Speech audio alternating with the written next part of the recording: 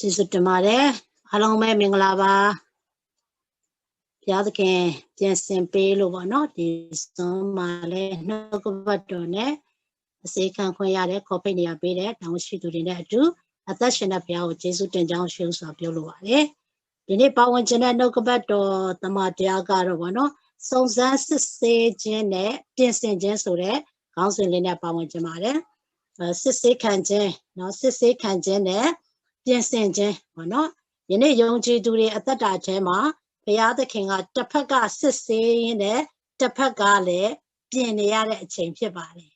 အဲ့တော့စစ်ဆေးခြင်းနဲ့ပြင်ဆင်ခြင်းဆိုတဲ့ခေါင်းစဉ်လေးနဲ့အစေခံပါဝင်ကြပါတယ်ခဏလေးကျေးဇူးတော်ချီးမွမ်းစကားခြင်းနဲ့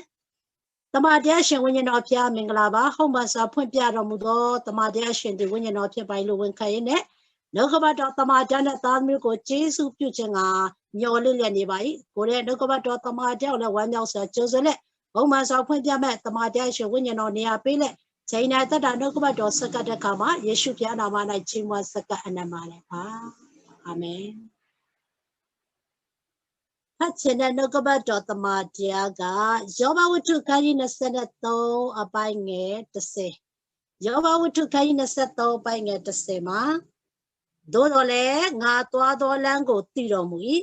စစ်တော်မူခြင်းကိုခံပြီးမှရွှေကဲ့သို့ငါပေါ်လိမ့်မည်သို့တော်လည်းငါသွားသောလမ်းကိုတည်တော်မူ၏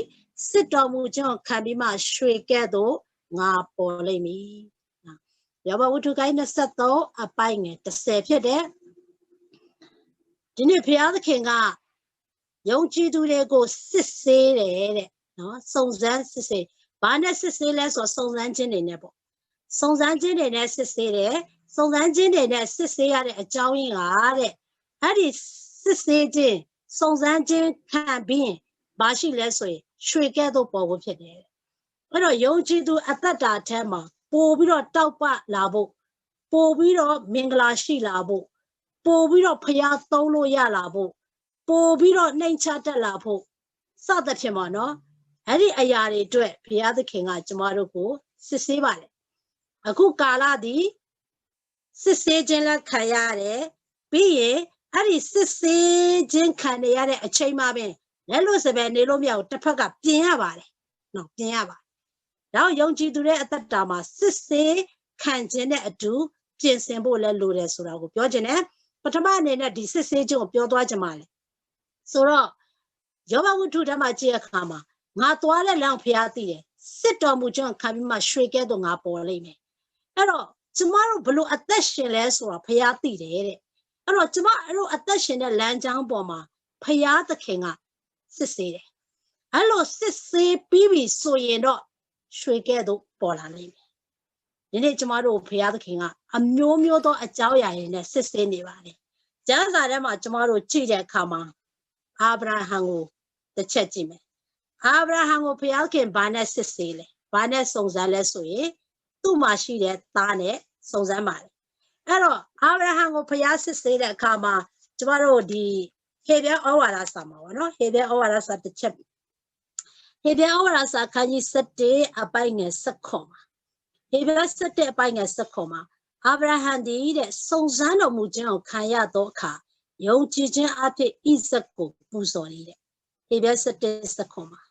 အာဗြဟံဒီတဲ့စုံစမ်းခြင်းကိုခံရတဲ့အခါမှာယုံကြည်ခြင်းအဖြစ်ဣဇက်ကိုပူဇော်တယ်အာဗြဟံရွှေကဲ့သို့ပေါ်လာဖို့ဘုရားသခင်ကအာဗြဟံကိုဘာနဲ့စုံစမ်းလဲဘာနဲ့စစ်ဆေးလဲဆိုရင်သားနဲ့စစ်ဆေးပါတယ်တချို့သောယုံကြည်သူမိသားစုတွေထဲမှာသားသမီးနဲ့ဘုရားခင်စစ်ဆေးနေတဲ့မိဘတွေရှိပါတယ်သားသမီးတွေနဲ့ဘုရားသခင်စုံစမ်းခြင်းပေးနေတဲ့မိဘတွေရှိပါတယ်အိမ်တိုင်းမှာရှိတဲ့သားသမီးတွေတိုင်းကလိမ်မာကြတာတော့မဟုတ်ဘူးနော်လိမ်မာတဲ့သားသမီးတွေရဲ့သားသမီးတွေနဲ့ဆိုင်တဲ့မိဘကိုတွေ့တဲ့အခါမှာတချို့မိဘတွေကအဲ့ဒီမိဘတွေကိုအားကြကြပါနော်ဒါပေမဲ့လည်းအိမ်တိုင်းမှာရှိတဲ့သားသမီးတိုင်းကတော့ဘယ်မိဘမဆိုစိုးမိုက်အောင်တွင်တင်တဲ့မိဘတွေတရားမှမရှိပါဘူးဒါပေမဲ့လည်းတစ်ခါတရံကြရင်ကောင်းစွာတွင်တင်နေပါရဲ့သားနဲ့ကောင်းစွာကျွေးမွေးနေပါရဲ့သားနဲ့ကောင်းစွာစောင့်ရှောက်နေပါရဲ့သားနဲ့အဲ့ဒီသားသမီးတွေအားဖြင့်ဘုရားသခင်ကတချို့သောမိဘတွေကိုပြန်လဲစစ်ဆေးနေတာတွေ့ရပါတယ် အာဗြဟံရဲ့အသက်တာထဲမှာဖယားခင်ဘာနဲ့စစ်ဆေးလဲဆိုသားနဲ့စစ်ဆေးတယ်အဲ့ဒီသားနဲ့စစ်ဆေးတာကဘာကသူ့အသက်တာမှာဘာကရွှေကဲ့သို့ပေါ်လာလဲဆိုယုံကြည်ခြင်းကရွှေကဲ့သို့ပေါ်လာတာကိုကျွန်တော်တို့တွေ့ရတခါတည်းကျရင်ကျွန်တော်တို့ယုံကြည်သူအသက်တာထဲမှာယုံကြည်ခြင်းကိုဖယားစစ်ဆေးတာဖြစ်တယ်အာဗြဟံရဲ့ယုံကြည်ခြင်းကိုဖယားစစ်ဆေးတဲ့အခါမှာသားနဲ့စစ်ဆေးတာပေါ့နော်အဲ့တော့ဒီကနေ့ကျွန်တော်တို့ယုံကြည်သူတွေဖယားသခင်ကမိသားစုတွေမှာသားသမီးနဲ့စစ်ဆေးလာတဲ့အခါအဲ့ဒီစစ်ဆေးနေတဲ့အရာပေါ်မှာအာယုံစိုက်တာထက်ဖယားကဘာကြောင့်ဒီအရာနဲ့ငါ့ကိုစစ်ဆေးနေလဲဆိုတာကိုဒီနေ့နှလုံးသွင်းဆင်ခြင်ပြီးတော့ဖယားသခင်ရှိမှအပြေရှာရမှာဖြစ်တယ်။ယုံကြည်သူတွေကတစ်ခုခုဖြစ်မေခွန်းအရန်ထုတ်ကြတယ်။ကောင်းပါလေ။ကျမတို့မေခွန်းဘလောက်ထုတ်ဖယားသခင်မှာဟုတ်မှန်တဲ့အဖြေကျမတို့ပြန်ပေးဖို့ရှိပြီးသားပဲ။ဒါပေမဲ့ဖယားခင်ကျမတို့ကိုမေခွန်းထုတ်တဲ့အခါမှာကျမတို့ပြန်ဖြေနိုင်ဖို့တော့လိုလိမ့်မယ်။ကျမတို့ပြန်ဖြေတဲ့အခါမှာလည်းပဲဖယားအားရတဲ့အဖြေဖြစ်ဖို့လိုတယ်။ဒီနေ့ယုံကြည်သူများစွာလေအခက်အခဲမရှိခင်ကတော့ဖယားကိုမေခွန်းမထုတ်ကြဘူး။ဒါပေမဲ့စုံစမ်းခြင်းတွေဝင်လာပြီဆိုရင်တော့ဖယားကိုမေခွန်းအရန်ထုတ်ကြပါလေ။နော်။အဲ့တော့ဒီနေ့ကျမတို့မေခွန်းဘလောက်ပဲထုတ်ဖယားမှာကျမတို့အတွက်ကျမတို့ထုတ်တဲ့မေခွန်းဖြေဖို့အဖြေအစင်သင့်အဲ့ဒီအဖြေတိုင်းတို့ဟာလည်းပဲလုံးဝတရားပြီးတော့ဖြောက်မှတ်တာကိုကျွန်တော်တွေ့ရ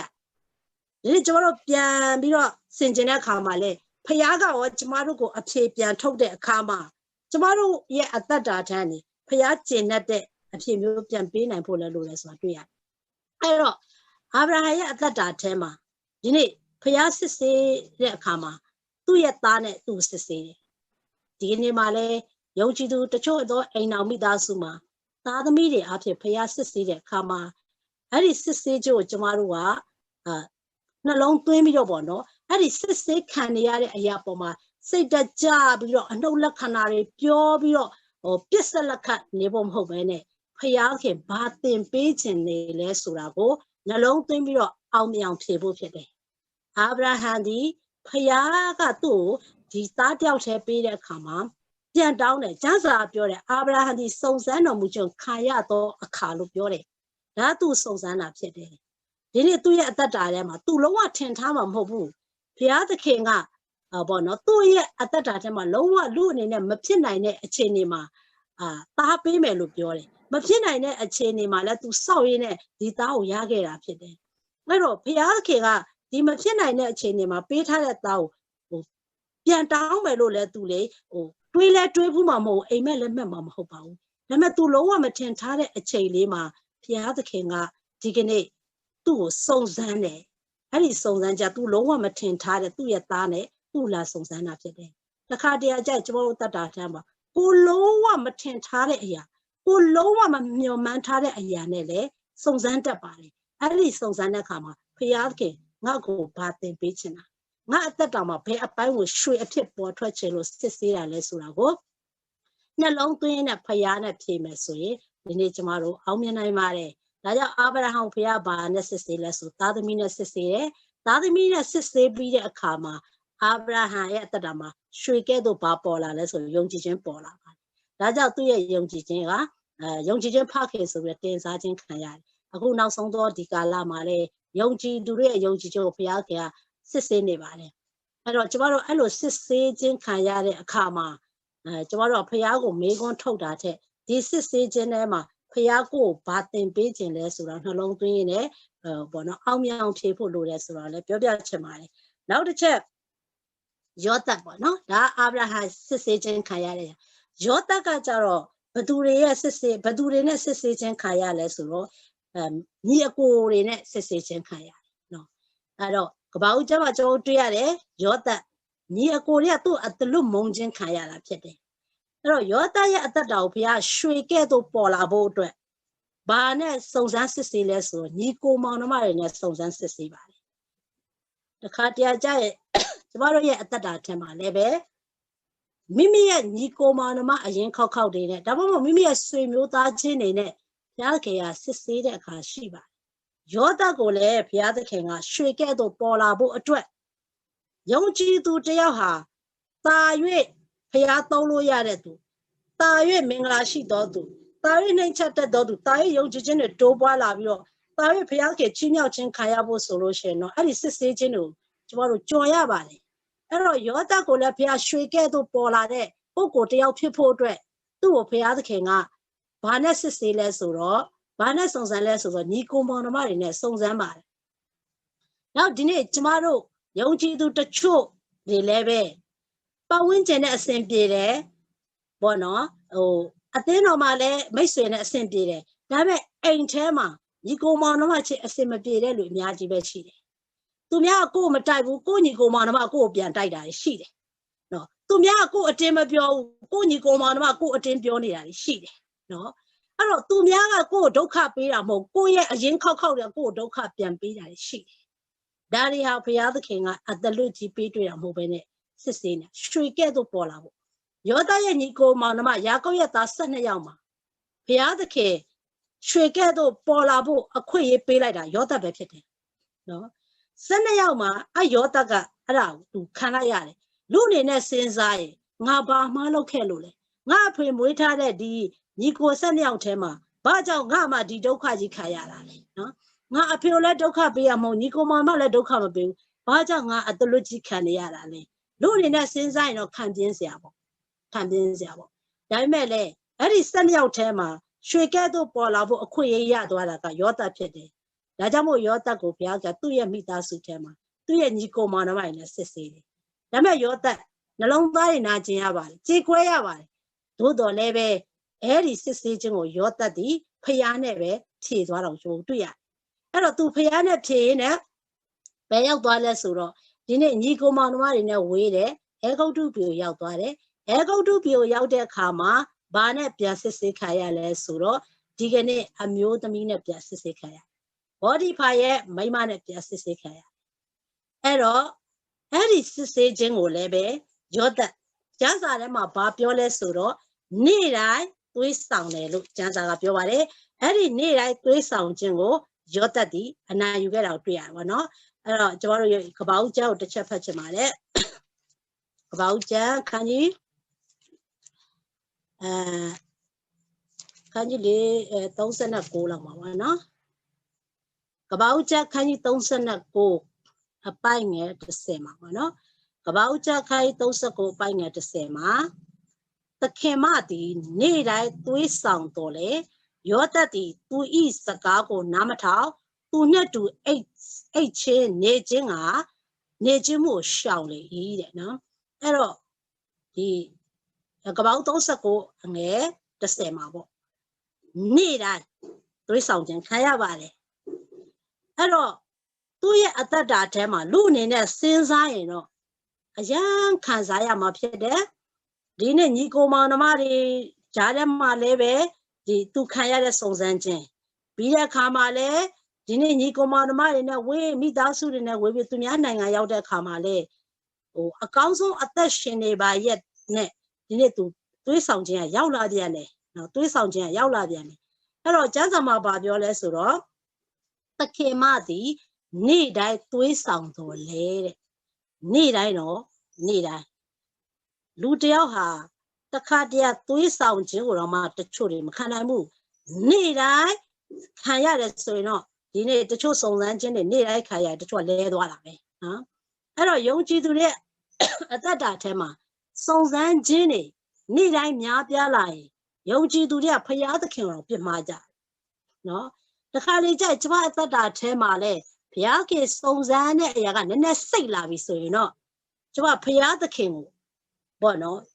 စကားပြောရင်ကြီးကြီးဖြူဖြူမပြောချင်တော့ဘူးအဲ့လိုမျိုးဖြစ်သွားတယ်ကျမတို့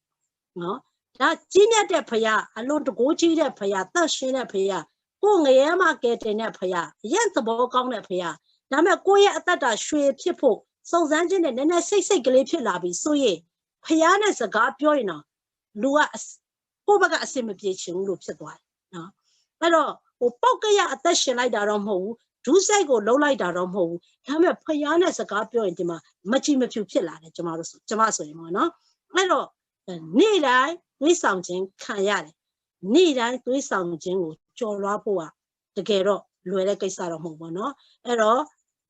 ဒီယောသရဲ့အသက်တာထဲမှာသူ့ဘဝရွှေဖြစ်ဖို့ဖျားသခင်သူ့ကို တွေ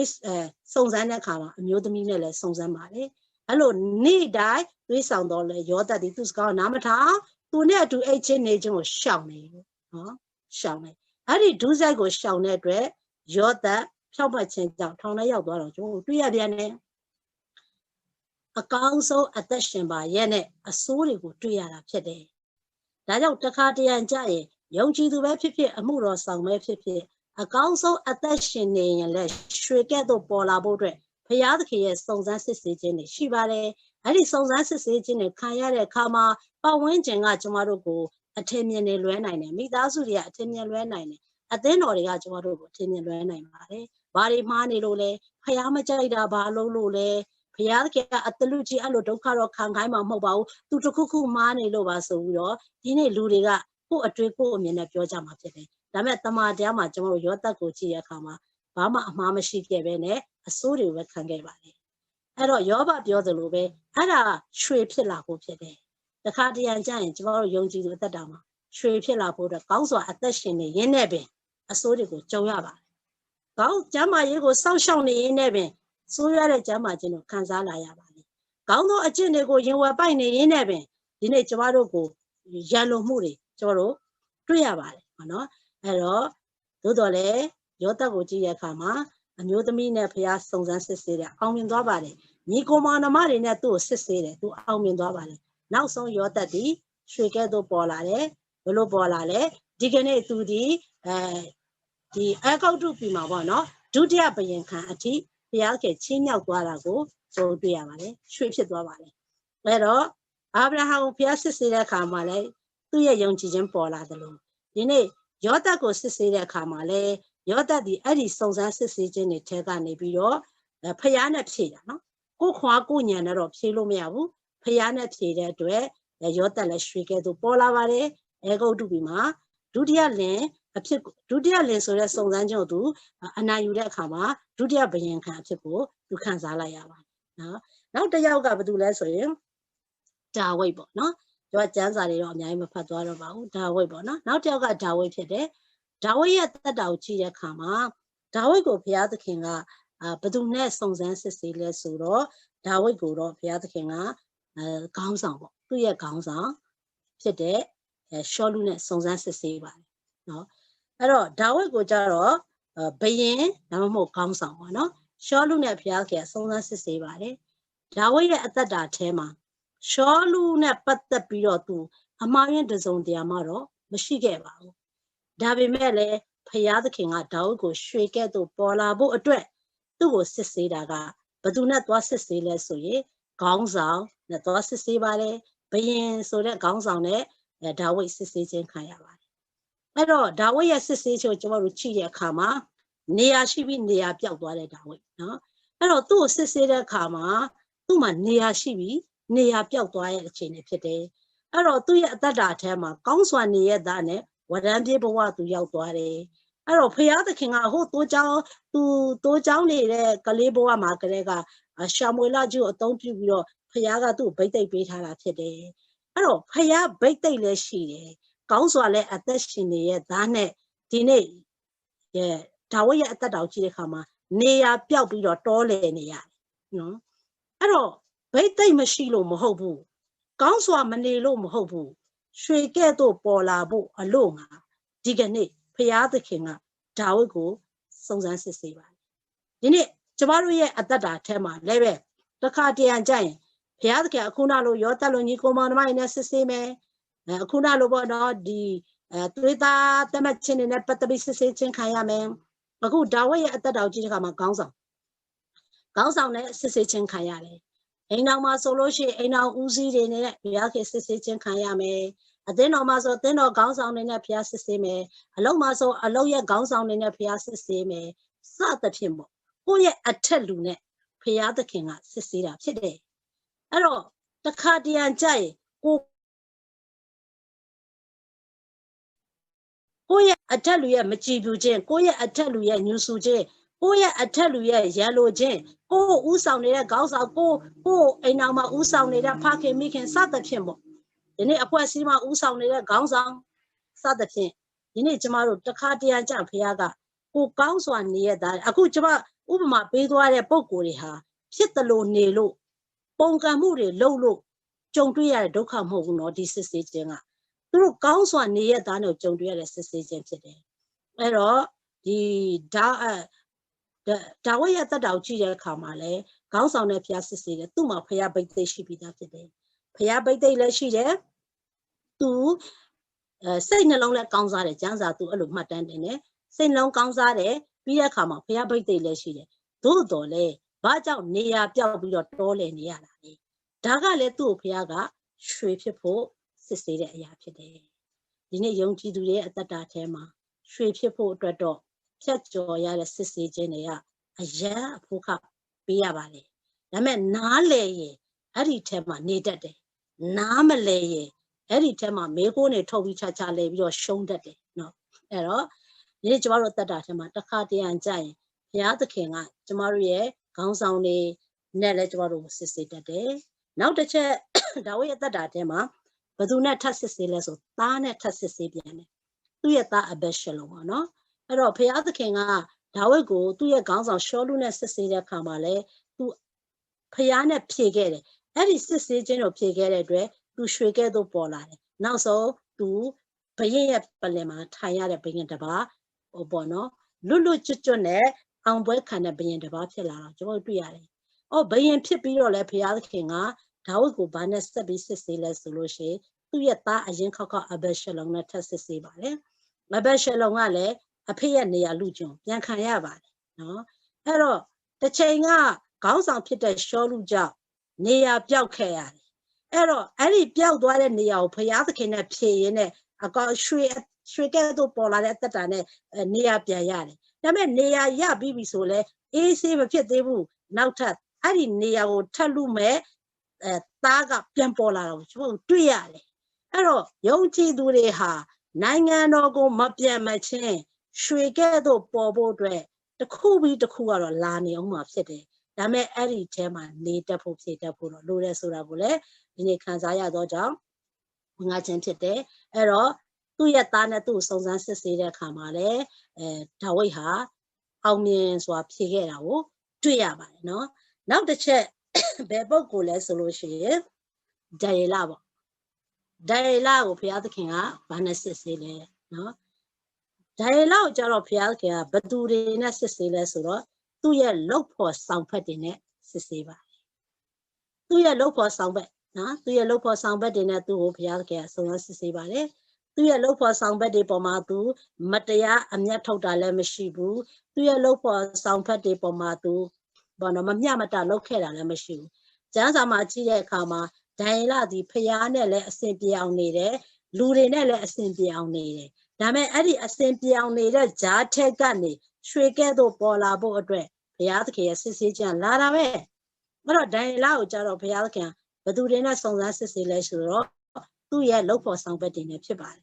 ဒီနေ့လောကမှာရှိတဲ့ကျွန်တော်အမှုတော်ဆောင်တွေယုံကြည်သူတွေလုပ်ငန်းမှာရှိတဲ့လုပ်ဖို့ဆောင်ဘက်အမှုတော်ထဲမှာအမှုတော်နဲ့ဆိုင်တဲ့လုပ်ဖို့ဆောင်ဘက်တွေနဲ့ဘုရားစစ်ဆေးတဲ့အခါရှိပါတယ်နားမလည်ရင်လုပ်ဖို့ဆောင်ဘက်တွေကိုအထင်လွဲပြီးတော့ကျွန်တော်စကားမပြောနိုင်ဘူးနားမလည်နိုင်လုပ်ဖို့ဆောင်ဘက်တွေပေါ်မှာပဲကျမတို့တွေကညှူစုစိတ်တွေထားတတ်တယ်ဒါပေမဲ့ဘုရားသခင်ကသူကိုယ့်ကိုစစ်ဆေးနေတဲ့သူတွေပေါ်မှာညှူစုတဲ့သဘောနဲ့ကိုယ့်ကိုစစ်ဆေးနေတဲ့သူတွေပေါ်မှာကျမတို့ကဘောနော်စိတ်ခံစားချက်ထားဖို့မဟုတ်ဘဲနဲ့ဒီလူတွေအဖြစ်ဘုရားခင်ကိုယ့်ရွှေဖြစ်ပေါ်လာဖို့အတွက်စစ်ဆေးနေတယ်ဆိုတာကိုနှလုံးသွင်းတတ်ဖို့လိုတယ်ဒါကြောင့်ဒါယေလကိုဘုရားကဘသူတွေနဲ့စစ်ဆေးလဲဆိုသူ့လို့ဖို့ဆောင်ပဲသူ့လို့ဖို့ဆောင်ပဲကြောင့်သူကြည့်ပြီးတော့ဗောနော်အတလူကြီးမနာလို့ဖြစ်တယ်နောက်ဆုံးမှာချင်းသိတွင်နဲ့ကြဖို့အတွက်သူ့ကိုချောင်းမြောင်းပြီးတော့ဘောနော်ဒီဘရင်ရဲ့တစိတ်ထဲဘရင်သတ်မှတ်တဲ့ဒီဘောနော်လောထဲမှာဝင်သွားပြီးတော့ဒီချင်းသိစာဖြစ်ဖို့အတွက်သူ့ကိုချောင်းမြောင်းပြီးတော့လုံနေရတာကလည်းသူ့ရဲ့လုပ်ဖို့ဆောင်ဘက်တွေပဲဖြစ်ပါတယ်အဲ့တော့သူ့ရဲ့လုပ်ဖို့ဆောင်ဘက်တွေကသူ့ရဲ့အားနည်းချက်ကိုကြည့်ပြီးတော့ဒီကနေ့သူ့ကိုဆွဲချတာဖြစ်တယ်ဒါပေမဲ့ဒါယေလရဲ့အားနည်းချက်ကဘာလဲဆရာပေါ်မှာသူတာ၍သစ္စာရှိခြင်းပဲဖြစ်တယ်နော်ဒါယေလပြောရမယ်ဆိုရင်တော့ဒါယောသတ်ဒီဘာကြောင့်ထောင်ကြလဲမကောင်းတာလို့ထောင်ကြတာမဟုတ်ဘူးယောကိုလက်ဆွဲကြိုင်လို့ထောင်ကြသွားဒါယေလ ဒီဘာကြောက်ချင်းတဲ့တွင်နဲ့ရောက်သွားမကောင်းတာလို့မဟုတ်ဘူးအဲ့ဒီဟိုသူပြောချင်တာကလူတယောက်ကအားနည်းချက်ရှိမှစိုးတွေထဲကိုရောက်သွားတယ်အားနည်းချက်ရှိရင်ခါရတယ်အဲ့ဒီအားချက်မင်္ဂလာရှိရဲ့အားနည်းချက်ဖြစ်ဖို့လို့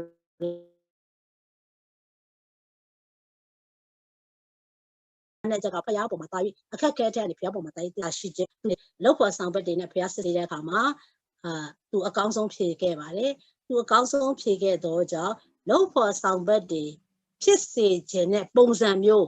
ပေါ်တော့လောက်ပေါ်ဆောင်ဘက်တွေသူ့ကိုကြောက်စံအတိုင်းချင်းတစ်တွင်နဲ့တော့တကယ်ရောက်သွားပါတယ်သို့တော်လည်းပဲလောက်ပေါ်ဆောင်ဘက်တွေရဲ့ဆန္ဒမပြည့်ဝပဲဒိုင်လောက်ဖျားသခင်ကရွှေကဲ့သို့ပေါ်အောင်ချင်းတစ်တွင်နဲ့မှာပဲနမိတ်လက္ခဏာကိုလောက်တော့ကျွန်တော်တွေ့ရပါတယ်ဒီကနေ့ကျမတို့ယုံကြည်သူတွေလည်းသတိထားမယ်ကိုယ့်ရဲ့လောက်ပေါ်ကစစ်ဆေးတတ်ပါတယ်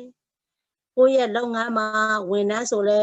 လောက်ပေါ်ဆောင်ဘက်တွေရှိတယ်အမှုတော်ဆောင်ဆိုလဲလောက်ပေါ်ဆောင်ဘက်ရှိတယ်အဖွဲ့အစည်းတစ်ခုခုမှလုပ်ရလဲလောက်ပေါ်ဆောင်ဘက်တွေရှိပါတယ်နော်ပရာဟိတလုပ်မယ်ဆိုလဲလောက်ပေါ်ဆောင်ဘက်တွေရှိပါတယ်တခါတရံကြရင်ကျမတို့လောက်ပေါ်ဆောင်ဘက်တွေအားဖြင့်ဘုရားသခင်ကကျမတို့ကိုစုံစမ်းစစ်ဆေးတတ်တယ်ဆိုတော့ကိုလေနားလည်ရမယ်အဲ့လိုစုံစမ်းစစ်ဆေးခြင်းရောက်လာတဲ့အခါမှာအသုံးခံရတဲ့လောက်ပေါ်ဆောင်ဘက်တွေကိုပဲသူတို့အားနဲ့ချက်သူတို့ကိုယ်ပေါ်မှာမလို့စိတ်သူတို့ကိုယ်ပေါ်မှာကြောက်တွန်းတဲ့အရာကိုပဲမြင်ဖို့မဟုတ်ပဲနဲ့ဒီအမှုကိုအခွင့်ပေးတာဘာကြောက်လဲဆိုတာကိုဖျားနဲ့အဖြေရှာတတ်ရင်ကျမတို့ရဲ့အတ္တတာထဲမှာဒီအောင်မြင်ဒီစုံစမ်းခြင်းတဲ့ကနေရွှေဖြစ်လာမယ်ဆိုတာကိုနားလည်ရပါတယ်ဒါကြောင့်မို့ဒိုင်လာလောက်ပေါ်ဆောင်ဖက်တွေနဲ့သူ့ကိုပြစစ်စေတဲ့အခါမှာရွှေကဲ့သို့ပေါ်လာတာတွေ့ရပါတယ်နောက်တစ်ယောက်ပေါ့နော်နောက်တစ်ယောက်ကြည့်တဲ့အခါမှာဘာလို့လဲဆိုတော့ယောဘပေါ့ယောဘကိုတွေ့ရပါတယ်ယောဘကိုကြတော့ဘုရားသခင်ကဗာနဲ့စုံစမ်းရွှေကဲ့သို့ပေါ်လာဖို့ခုနကကျွန်မယောဘဝတ္ထုဖတ်တယ်ယောဘဝတ္ထုခိုင်း23ကိုကျွန်မဖတ်တဲ့အခါမှာယောဘပြောရနော်ငါအသက်ရှင်နေတဲ့ပုံစံကိုဘုရားသိတယ်တဲ့ငါစစ်ဆေးခြင်းခံပြီးရွှေကဲ့သို့ပေါ်လာမယ်ဆိုယောဘပြောတာဖြစ်တယ်နော်ယောဘဘလို့သူ့ရဲ့ lifestyle သူ့ရဲ့အသက်ရှင်မှုကဘလို့လဲဆိုတာကိုသူကိုယ်တိုင်လည်းသိတယ်လို့ဘုရားလည်းသိပါတယ်သို့တော်လည်းပဲကောင်းစွာနေတော်လည်းပဲအခက်ခဲမရှိဘူးဆိုတာပြောချင်တာမဟုတ်နော်ဒီနေ့ကျွန်တော်ယုံကြည်သူတတိထားရမှာကကျွန်တော်တို့ဘသူပုံမှာမှမကောင်းစိတ်မမွေးတော်လည်းပဲကျွန်တော်တို့အကောင်းဆုံးစူးစမ်းအသက်ရှင်တော်လည်းပဲအစိုးတွေစုံစမ်းခြင်းတွေလာတတ်တယ်အဲ့ဒီလာတာကတော့ဒုစရိုက်လို့ဘုရားဒဏ်ခတ်တာမဟုတ်ဘဲနဲ့ရွှေကဲ့သို့ပေါ်ဖို့အတွက်ဘုရားစုံစမ်းခြင်းဖြစ်တယ်ဆိုတာကိုဒီနေ့နားလည်စေချင်ပါတယ်ဒါတော့ဒါဝိယောဘရဲ့အသက်တော်ကြီးတဲ့အခါမှာလည်းဘုရားသခင်ကသူ့ကို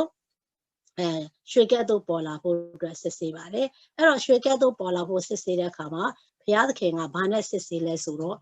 စာရမဏတ်နဲ့စစ်ဆေးပါတယ်စာရမဏတ်နဲ့စစ်ဆေးပါတယ်အဲ့တော့စာရံကိုအသုံးပြုပါတယ်နော်စာရံကိုအသုံးပြုတယ်စာရံကိုအသုံးပြုလိုက်တဲ့အခါမှာစာရံရဲ့လောက်ရက်ကဘာလဲဆိုရင်ခိုးခြင်းတတ်ခြင်းဖြည့်ဆည်းခြင်းဆိုတာစာရံအလုပ်ဖြစ်တယ်ပေါ့နော်အဲ့တော့ရှင်ယောဟန်ခန်းကြီး30အငယ်30မှာတခိုးသည်ခိုးခြင်းတက်ခြင်းဖြည့်ဆည်းခြင်းကသာလာတယ်လို့ပြောပါတယ်အဲ့တော့ဘောနော်ဒီယောဟန်ထဲမှာပြောတဲ့အရာပေါ့နော်ဒါကြောင့်ပြောချင်တာကစာရန်ရဲ့အလုပ်ကခိုးမယ်ဖြတ်မယ်တတ်မယ်ဒါသူ့အလုပ်ဖြစ်တယ်အဲ့တော့သူ့ရဲ့အလုပ်တိုင်းဘုရားသခင်ကလည်းတကယ်ဖြောင့်မတ်ပါတယ်ဆိုတဲ့ယောဘကြီးကိုဘသူနဲ့စစ်ဆေးလဲဆိုစာရမဏတ်နဲ့စစ်ဆေးတာကိုတွေ့ရပါတယ်စာရန်နဲ့စစ်ဆေးတဲ့အခါမှာစာရန်ကလည်းသူ့ရဲ့စားရှိတဲ့အတိုင်းပေါ့နော်သူလည်းအလုပ်လုပ်တယ်နော်အဲ့တော့သခိုးဒီခိုးခြင်းတက်ခြင်းဖြည့်ဆည်းခြင်းကသာလာတယ်နော်ယောဟန်30ထဲမှာဘုရားပြောထားတဲ့အတိုင်းပဲအဲ့တော့သူဒီဘုရားသခင်ကယောဘကိုစုံစမ်းစစ်ဆေးဖို့အတွက်စာရန်ကိုအခွင့်ပေးလိုက်တဲ့အခါမှာဆိုအဖြစ်ပါတယ်ပြီးတဲ့အခါမှာယောဘရဲ့ပိုင်ဆိုင်မှုတွေကိုခိုးပြပါတယ်နော်ယောဘရဲ့မိသားစုတွေယောဘမွေးထားတဲ့တိရစ္ဆာန်တွေယောဘရဲ့ကောင်းချီးအားလုံးကိုဖျက်ဆီးတယ်တတ်ပလိုက်တယ်နော်အဲ့တော့ခိုးတယ်တတ်တယ်ဖြတ်တယ်စာရန်လုပ်ပလိုက်ပါတယ်အဲ့တော့ယောဘရဲ့အသက်တာထဲမှာဘုရားသခင်ကသူ့ကိုဘယ်သူနဲ့စုံစမ်းစစ်ဆေးလဲဆိုရင်စာရမဏတ်နဲ့စုံစမ်းစစ်ဆေးပါတယ်တခါတရံကျရင်ကျမတို့ရဲ့အသက်တာထဲမှာအခုနလိုပေါ့နော်လူနဲ့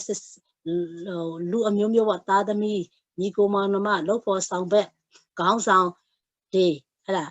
လူအမျိုးမျိုးနဲ့စစ်စစ်အောင်မကောက်ဘုရားကစာရမဏနဲ့လည်းကျမတို့ကိုစုံစမ်းစစ်ဆေးပါတယ်အဲ့တော့ယောဘကိုတော့ဘုရားသခင်ကစာရမဏနဲ့စုံစမ်းစစ်ဆေးတဲ့အခါမှာ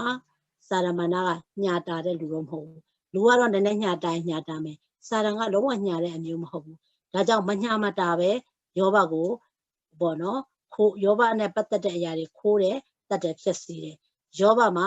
ခန္ဓာကိုယ်ကလွယ်လို့ဘာမှမကြံဘူးအဲ့ဒီကြံနေတဲ့ခန္ဓာကိုယ်ပေါ်မှာတော့မှနောက်ထပ်စာရန်ကဘာထပ်လုပ်လဲဆိုတော့အသက်ကိုတော့နှုတ်လို့မရဘူးလို့ဘုရားပြောတဲ့အတွက်စာရမဏကဘာလုပ်လဲဆိုတော့ယောဘရဲ့ခန္ဓာကိုယ်မှာအနာတွေကိုပြီးပေါက်ပါတယ်နော်အနာအဲ့တော့တကိုယ်လုံးပေါ့နော်သူ့ရဲ့ခေါင်းကနေဟိုးခြေသွားထိလွတ်တဲ့နေရာတစ်ခုမှမရှိတဲ့တိတောင်တကိုယ်လုံးနာကျင်ခြင်းသူခံစားရပါတယ်အဲ့တော့ဘဝမှာစဉ်းစားကြည့်ယောဘလောကမှာသူအသက်မရှင်ခြင်းတော့ဒါကြောင့်သူအသက်မရှင်ခြင်းတော့တဲ့အတွက်ယောဘဝတ္ထုစက္ကုံကြည့်တဲ့အခါမှာငါနေရမယ့်ကာလကုန်ပြီးတဲ့ငါအသက်လည်းပြီးပြီးတဲ့ငါတင်ကြရငါအဖို့ဖြစ်တယ်သူအဲ့လောက်ထိပြောတယ်သူ့အခြေအနေသူကြည့်သေဖို့ပဲရှိတော့တယ်ဆိုတာသူသိတယ်တော့လောကမှာကြည့်တဲ့အခါမှာသားသမီးတွေမိသားစုတွေလည်းမရှိတော့ဘူးပိုင်ဆိုင်မှုတွေလည်းဘာမှမရှိတော့ဘူးအရင်တုန်းကသူ့နားမှာပေါ့နော်ဝင်ထွက်ရှိနေတဲ့မိတ်ဆွေတွေလည်းမရှိတော့နော်သူ့မှာဘာမှမရှိတော့နောက်ဆုံးသူ့ရဲ့ခန္ဓာကိုယ်မှာကျမ်းမာခြင်းတောင်မရှိတော့အဲ့တော့ယောဘကဘာမှမရှိတော့နောက်ဆုံးခန္ဓာကိုယ်မှာတောင်ကျမ်းမာခြင်းမရှိတော့အခုဒီနောက်ဆုံးသောကာလမှာကျမတို့ပို့ပြီးတန်ဖိုးထားတာကျမ်းမာခြင်းနေနော်အခုချိန်မှာဆိုတယောက်နဲ့တယောက်ကျမတို့မေးတဲ့အခါမှာစီးပွားရေးအဆင်ပြေလားဘယ်သူမှမမေးတော့ဘူးနော်နေကောင်းလားကျမ်းမာလားကျမ်းမာတယ်ဆိုတဲ့သတင်းဟာဒီနေ့ကျမတို့ပေါ့နော်စီးပွားရေးအဆင်ပြေတယ်ဆိုတဲ့သတင်းထက်ပိုကောင်းတဲ့သတင်းဖြစ်နေတယ်နော်တော့ဘာကြောင့်လဲဆိုဒီကာလမှာမထင်မှတ်ပဲနဲ့ခနဲ့တွေပဲသိနေကြတာမဟုတ်တန်တန်မာမာထောချိုင်းနေလဲဖြုတ်ဆိုပြီးတော့မဖြစ်လေအိမ်တော်ပြန်နေကြတဲ့အချိန်ကာလဖြစ်တယ်ဒါကြောင့်ဒီကာလမှာတယောက်နဲ့တယောက်ကျမတို့ကကျမ်းမာရေးကိုအထူးဂရုစိုက်နေတဲ့ကာလဖြစ်တယ်ကျမ်းမာရေးအထူးဂရုစိုက်နေတဲ့ဒီကာလမှာလူကမကျမ်းမာခင်အချိန်မှာတော့ဒီနေ့ကျမတို့ကျမ်းမာရေးအတွက်အထူးစိတ်ဖြစ်အောင်ကြုံလုပ်ကြတယ်ဒါပေမဲ့တကယ်ဖြစ်လာပြီဆိုရင်တော့လူကသေတော့မသေးချင်သေးရင်တော့မခံစားချင်တဲ့အတွက်ဘုရားခေါ်လက်ခေါ်ပါစေတော့နောက်ဆိုကျမတို့အဲ့လိုပဲပြောကြတယ်ဘာကြောင့်လဲဒီခန္ဓာကိုယ်ကြီးခံမခံနိုင်တော့လားနော်မခံနိုင်တော့တဲ့အခါကျတော့ဘာဖြစ်လဲခံစားရမယ့်အစားဘုရားခေါ်ပါစေတော့ဆိုပြီးတော့ပဲနောက်ဆုံးဒါလက်လျှော့တာဖြစ်တယ်ဒီမှာမခံနိုင်တော့လို့လက်လျှော့တာဖြစ်တယ်ပေါ့နော်အခုလည်းပဲကျမတို့ရဲ့တိုင်းနိုင်ငံမှာလည်းဘုရားခင်ကကျမ်းမာခြင်းတွေနဲ့စုံစမ်းစစ်ဆေးနေတယ်စီးပွားပြည့်ခြင်းတွေနဲ့စုံစမ်းစစ်ဆေးနေတယ်နော်အဲ့တော့ဒီနိုင်ငံနဲ့ပတ်သက်ပြီးဘုရားကလှုပ်တဲ့အတွက်ယုံကြည်သူတွေရောမယုံကြည်သူအားလုံးကထိတဲ့ကာလဖြစ်တယ်သို့တော်လည်းဘုရားသခင်ကတော့ယုံကြည်သူတွေကိုလည်းထိပေမဲ့လည်းယုံကြည်သူတို့ဂတိတော်အတိုင်းတာဝန်ယူနေတာကိုတွေ့ရတယ်ဂတိတော်ပေါ်မှာရက်တည်တဲ့သူကဂတိတော်ရဲ့အကျိုးတော်စပြီးခံစားနေအောင်ကျွန်တော်တွေ့ရတယ်အဲ့တော့ပြောချင်တာကယောဘကိုလည်းဘုရားသခင်ကစာတန်နဲ့စစ်ဆေးတဲ့အခါမှာစာတန်ကဘယ်လောက်ထိရက်ဆက်လဲဆိုတော့ယောဘရဲ့ပိုင်ဆိုင်မှုဖြစ်တဲ့ကောင်းကြီးတွေကိုမိသားစုတွေကိုအားလုံးကိုဖျက်ဆီးပစ်တဲ့တပ်ပြုံတာမကောက်ဘူးနောက်ဆုံးယောဘရဲ့ခန္ဓာကိုမကျမ်းမာအောင်လုပ်လိုက်နော်အနာတွေနဲ့နာကျင်ခြင်းတွေနဲ့ယောဘကိုသူဆိုပါနော်ဒုက္ခပေးတယ်ဒါကြောင့်ယောဘပြောတယ်အဲ့လောက်ဒုက္ခရောက်မှတော့ယောဘလည်းမဖြစ်လဲဥစ္စာပစ္စည်းမရှိတော့ကတော့ယောဘမျှော်လင့်ချက်မပြတ်သေးဘူးသားသမီးတွေမိတ်ဆွေတွေဆုံးရှုံးတော့လည်းယောဘမျှော်လင့်ချက်မပြတ်သေးဘူးဒါပေမဲ့ယောဘခန္ဓာကိုယ်ကျမ်းမာခြင်းတွေဆုတ်ယုတ်လာကျမ်းမာခြင်းတွေမရှိတော့ခန္ဓာကိုယ်မှာနာကျင်ခြင်းတွေပဲနော်နာကျင်လုံးလို့နော်သူဘာပြောလဲဆိုတော့နာကျင်တဲ့အချိန်မှာမားတဲ့လူတွေကဟိုဟာကြွေးချင်တာကြွေးချင်တယ်အဲ့ဒါလည်းမှန်တယ်နော်ဒီနေ့လောကမှာလူတွေကဖျားပြီးဆိုဘာစားချင်လဲမေးတယ်နေကောင်းဘယ်သူမှဘာမှမမေးကြဘူးနော်အခုတလောကျမနေမကောင်းတော့လည်းအဲ့လိုပဲမိတ်ဆွေတွေကစားချင်တာလေးရှိရင်ပြောနော်အေးသူတို့ပြောခိုင်းတဲ့အချိန်မှာကိုယ်လည်းစားချင်တာဘာစဉ်းစားမပေါ်လာတော့အဲ့တော့တယောက်ကဘာပြောလဲအေးငါတို့ကလည်းနော်နေမကောင်းတဲ့အချိန်ကျမှစားချင်တာလေးရှိရင်ပြောနော်ငါတို့ကလည်းပြောတယ်မစားနိုင်တော့တဲ့အချိန်မှာငါတို့ကလည်းပြောတယ်နော်တဲ့ယောဘလည်းပြောပါတယ်ငါဒီအဲ့ရပေါ်မှာလဲတဲ့အချိန်ကျမှငါ့ကိုအရသာရှိတာတွေလာပေးလိုက်ငါမရတော့ဘူးတဲ့နော်အဲ့တော့ယောဘရဲ့တက်တာထဲမှာအရသာလည်းမခံစားနိုင်တော့သူ့ရဲ့ခန္ဓာကိုယ်မှာကျမ်းမာခြင်းတွေမရှိတော့နော်အဲ့တော့သူ့ရဲ့ခန္ဓာကိုယ်မှာနာကျင်ခြင်းတွေနဲ့ ဒီနေ့ဗဇက်ကလည်းအရသာမရှိတော့အဲ့လောက်ထိတောင်စုံစမ်းခြင်းခံရပါတယ်ဒါကြောင့်မလို့ယောဘဆက်ခွန်မှာယောဘကဘာပြောလဲဆိုတော့ဗောနော်သူလည်းနာကျင်လုံးလို့သူပြောတဲ့စကားဗောနော်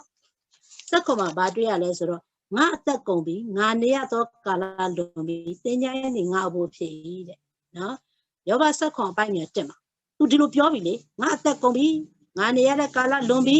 တင်းကြိုင်းနေငါအဖို့ဖြစ်တယ်ပြောတော့မှာပေါ့ဘာဆဆအရသာလည်းမရှိတော့ဒီခန္ဓာကိုယ်မှာလည်းနေနေညညအနာတွေနဲ့နာကျင်ခြင်းပဲခံစားရတော့ဘာဖြစ်လဲသူတောင်းတတာကတည်ခြင်းပဲတောင်းတတော့မှာပေါ့ဒီကနေ့ကျမတို့ဒီလဲကျမ်းမာရေးအတွက်အထူးစောင့်ရှောက်နေတော့စောင့်ရှောက်နေရင်းနဲ့ကိုနာကျင်ခြင်းတွေတကယ်ခံစားလာရရင်အဲ့ဒီလူနာထံကကြားမဲ့ရာကဘုရားသခင်ခေါ်ရင်လည်းခေါ်ပါစေတော့ကြည့်တဲ့မိသားစုတွေလည်းခံစားရတာမကြည့်ရပါဘူးဟဲ့ဘုရားခေါ်ပါစေတော့ဒီလိုပဲလေနော်လူကခန္ဓာကိုယ်မှာကြားမာခြင်းကလုံးဝ minus ဖြစ်သွားပြီဒီမှာလည်းအကြီးကျယ်ခံရပြီဆိုရင်ပြန်ဖို့အဲ့ချိန်ကျမှပြန်ဖို့လက်ခံကြတာဖြစ်တယ်နေလို့ရသေးတယ်ကျမ်းမာသေးတယ်ဆိုရင်တော့ဘာဖြစ်လဲပြန်ဖို့လက်မခံကြသေးဘူးဟောအဲ့တော့ယောဘရဲ့တက်တာထဲမှာဘယ်လောက်ထိစစ်ဆေးခံရလဲဆိုအိမ်တော်ကိုပြန်လောက်ချင်လောက်အောင်သူ့ဘုရားစစ်ဆေးနော်အိမ်တော်ကိုပြန်သွားချင်လောက်အောင်ဘုရားစစ်ဆေးပါတယ်အဲ့တော့စာရမဏေနဲ့သူစစ်ဆေးပြောချင်တာကစာရနဲ့စစ်ဆေးလာပြီဆိုတော့ special စာရကရက်ဆက်တာဖြစ်တယ်နော်ခုနလိုဘာလဲဒိုင်လောက်လောက်ခေါ်ဆောင်ပတ်နေတဲ့စစ်ဆေးတော့ကတက်တောင့်တတာရှင်ဝင်ဒါပေမဲ့လည်းသူ့ရဲ့အခက်ခဲနဲ့တော့သူပေါ့နော်ပြောချင်တာကစာရနဲ့စစ်ဆေးပြီဆိုတော့အရန်နဲ့ကိုစိုးရပါတယ်အဲ့တော့ယောဘရဲ့အသက်တာကိုကြည့်တဲ့အခါမှာစာရနဲ့ဘုရားစုံစမ်းစစ်ဆေးတယ်သို့တော်လည်းယောဘ23ခိုင်း23ရောက်လာတဲ့အခါမှာယောဘပြောတယ်ငါအသက်ရှင်တဲ့အသက်တာကိုဘုရားသိပါတယ်ဒီစစ်ဆေးခြင်းပြီးရွှေကဲ့သို့ပေါ်လာမယ်သူ့ကိုဘုရားကဓာတ်ရိုက်ခွန်အားလာပေးတဲ့အခါမှာဒါယောဘရဲ့အသက်တာမှာမျောလင်းချက်တွေပြန်ရလာပြီးတော့ဒီကနေ့ငါ့ကိုဘုရားကစာရနဲ့စုံစမ်းစစ်ဆေးတာကရွှေကဲ့သို့ပေါ်လာဖို့ပဲဆိုသူသဘောပေါက်သွားတယ်ပေါ့နော်အဲ့တော့တကယ်ပါပဲသူ့ကိုဘုရား तू ကအခုနောက်ပေါ့နော်ခိုင်းဆက်ခွန်မှာကြည့်တဲ့အခါမှာ तू တေချို့ပဲပြောတယ်ငါအသက်ကုန်ပြီတင်ညာငါအဖို့ဖြစ်တယ်လို့ तू ပြောပြီးမြဲလေ तू ဟာတေခြင်းလက်ထဲကိုဘုရားကမအပ်ပဲနဲ့သူ့ကိုအသက်ရှင်ခြင်းနဲ့အတူနှစ်ဆသောကောင်းကြီးကိုခံစားဖို့ဖြစ်လာတော့ကျွန်တော်တွေ့ရပါတယ်နောက်ဒီကာလမှာလည်းပဲဘုရားသခင်ကကျမတို့ရဲ့အသက်တာထဲမှာကျမတို့စီးပွားရေးတွေပဲဖြစ်ဖြစ်ကျမတို့ရဲ့ပိုင်ဆိုင်မှုတွေဒီနေ့ကျမတို့ရဲ့ကျမ်းမာရေးတွေနဲ့ဘုရားစစ်ဆေးလာတဲ့အခါမှာလည်းပဲလက်လျှော့အရှုံးပေးဖို့မဟုတ်ဘဲနဲ့အဲ့ဒီစုံစမ်းစစ်ဆေးခြင်းထဲမှာဒီနေ့ကျမတို့ဖျားကိုဖက်တွယ်ပြီးတော့ငါ့ကိုရွှေကဲ့သို့ပေါ်လာဖို့ဘုရားကဒီထက်နှစ်ဆအလုံးလုံးဖို့ဒီထက်နှစ်ဆကောင်းကြီးခံစားဖို့ဒီထက်နှစ်ဆသာ၍ဘောနော်သူတစ်ပါးကိုအကျိုးပြုဖို့ဒီထက်နှစ်ဆဘုရားသခင်သာ၍သုံးလို့ရဖို့ဒီထက်နှစ်ဆကောင်းကြီးခံစားဖို့ဒီထက်နှစ်ဆပို့ပြီးတော့နှိမ့်ချဖို့စသဖြင့်ပေါ့နော်အဲ့ဒီအတွက်ဘုရားကိုကိုစစ်ဆေးနေတယ်လို့ခံယူပြီးတော့ဒီနေ့အဲ့ဒီစစ်ဆေးခြင်းနဲ့မှာနှုတ်ကပတ်တော်နဲ့ကျွန်တော်တို့ဝန်ခံမယ်ဆိုရင်တကယ်လွတ်မြောက်တယ်ဆိုတာကိုလည်းတွေ့ရပါတယ်လို့နော်အဲ့တော့ဒါကယောဘရဲ့စစ်ဆေးခြင်းပေါ့နော်အဲ့တော့ကျွန်တော်ပြန်ပြီးတော့ဆင်ခြင်တဲ့အခါမှာအာဗြဟံကိုဘုရားသခင်ကသူ့ရဲ့သားနဲ့စစ်ဆေးပါတယ်နော်အာဗြဟံယုံကြည်ခြင်းရွှေကဲ့သို့ပေါ်လာဖို့အတွက်သားနဲ့စစ်ဆေးပါတယ်ဒီနေ့ကျွန်တော်တို့ယုံကြည်သူတွေသားသမီးတွေနဲ့စစ်ဆေးခြင်းမိဘတွေခံရပြီဆိုရင်အဲ့ဒီကိုယ်စစ်ဆေးနေတဲ့သားသမီးပေါ်မှာပဲဒေါသတွေအပုပ်လိုက်ထားပြီးတော့ဒီနေ့အနှုတ်လက္ခဏာတွေနဲ့ကြိမ်ကြီးစကားကိုပြောမဲ့စားဒီသားသမီးအဖြစ်ဘုရားခင်ကိုယ်ရွှေကဲ့သို့ပေါ်လာဖို့သွန်သင်ခြင်းတဲ့အရာကိုနားလည်အောင်လုပ်ပြီးတော့အဲ့ဒီဆောင်မှုကအောင်ဖြစ်ဖို့ပဲဖြစ်ပါတယ်နောက်တစ်ချက်ကတော့ယောသကဲ့သို့ညီကိုမောင်နှမတွေနဲ့စစ်ဆေးတဲ့အခါမှာဒဇိန်နဲ့စစ်ဆေးရင်တော်သေးတယ်အခုတော့ညီကိုမောင်နှမတွေနဲ့ပြောကြတယ်လေချပါတော့နော်ဒဇိန်ကပြောရင်ခံနိုင်သေးတယ်အခုတော့သွေးသားကပြောတာလေလည်းဖြစ်ကြပါတယ်ဒီနေ့ညီကိုမောင်နှမတွေနဲ့လည်းဘုရားစစ်ဆေးတတ်ပါတယ်ပြီးတဲ့အခါမှာသွေးသားတက်မှတ်ခြင်းတွေနဲ့လည်းဘုရားကကျွန်တော်စစ်ဆေးမှာဒီနေ့ယုံကြည်သူလူငယ်တွေထဲမှာလည်းပဲအဲ့ဒီဆောင်မွဲကြနေတဲ့လူငယ်တွေအများကြီးပါပဲယောသကတော့နေ့တိုင်းသွေးဆောင်ခြင်းခံရပေမဲ့အဲ့ဒီသွေးဆောင်ကြောင့်အောင်မြင်စွာဖြေတဲ့အတွက်ရွှေကဲ့သို့ပေါ်လာတာကိုတွေ့ရပါတယ်ဘုရားကအဲ့ဒီစုံစမ်းခြင်းကိုလူငယ်တွေကိုပေးတဲ့အခါမှာလူငယ်တွေအဲ့ဒီထဲမှာကြရှုံးဖို့မဟုတ်ရွှေကဲ့သို့ပေါ်လာဖို့အတွက်ဘုရားခွင့်ရေးပေးတာဖြစ်တယ်ဒါကြောင့်ဒီနေ့ကျမတို့အသက်တာထဲမှာညီကိုမောင်နှမတွေနဲ့ပဲစစ်ဆေးပေါ့နော်ဒေသသက်မဲ့ခြင်းနဲ့ဆိုင်နဲ့ယောက်ျားမိန်းမတွေနဲ့ပဲစစ်ဆေး ကျွန်တော်အောင်မြင်ဖို့လိုပါတယ်နောက်ဒါဝိတ်ကဲ့သို့ပေါ့နော်မိမိခေါင်းဆောင်နေနဲ့စစ်ဆေးတဲ့အခါမှာလည်းပဲဒီနေ့ကျွန်တော်တို့အောင်မြင်ဖြေဖို့လိုတယ်ဒါရီလကဲ့သို့လုံဖို့ဆောင်ဘက်တွေနဲ့လည်းဘုရားစစ်ဆေးတတ်တယ်လုံဖို့ဆောင်ဘက်တွေနဲ့စစ်ဆေးတဲ့အခါမှာလည်းဒါရီလလိုပဲအောင်မြင်ဖြေဖို့လိုတယ်နောက်ယောဘစာရမဏေနဲ့ဘုရားစစ်ဆေးပါတယ်ကျွန်တော်တို့ကလူတိုင်းကိုခက်ခဲရောက်တိုင်းစာရန်လို့ပြောလို့မရပါဘူးအခုနပြောသလိုပေါ့နော်ညီကိုမာရမိုင်နဲ့စစ်ဆေးတာစာရန်နဲ့မဟုတ်ဘူးခေါင်းဆောင်နဲ့စစ်ဆေးတာစာရန်နဲ့မဟုတ်ဘူးလုပ်ဖို့ဆောင်ပဲနေတဲ့စစ်ဆေးတာစာရန်နဲ့မဟုတ်ဘူးဒီကနေ့ယောဘကိုကြတော့စာရန်နဲ့ဘုရားကစစ်ဆေးတာဖြစ်တယ်စာရန်နဲ့စစ်ဆေးတဲ့အခါမှာသတိထားရမှာကကိုယ့်ရဲ့ပိုင်ဆိုင်မှုပြင်ကိုယ့်ရဲ့ဒီနေ့ကျမ်းမာရေးပါလုံးဝဒီနေ့ထိခံအောင်လုပ်တော်ကြိုးတွေ့ရပါတယ်သို့တော်လည်းအဲ့ဒီထဲမှာစိတ်တက်ကြပြီးတော့သေခြင်းကိုပဲတွေးဖို့မဟုတ်ပဲနဲ့ရွှေကဲ့သို့ပေါ်လာဖို့ဒီနေ့ဒီစုံစမ်းခြင်းတွေကိုဖြေဖို့လိုတယ်ဆိုတော့လည်းပြောပြချင်ပါတယ်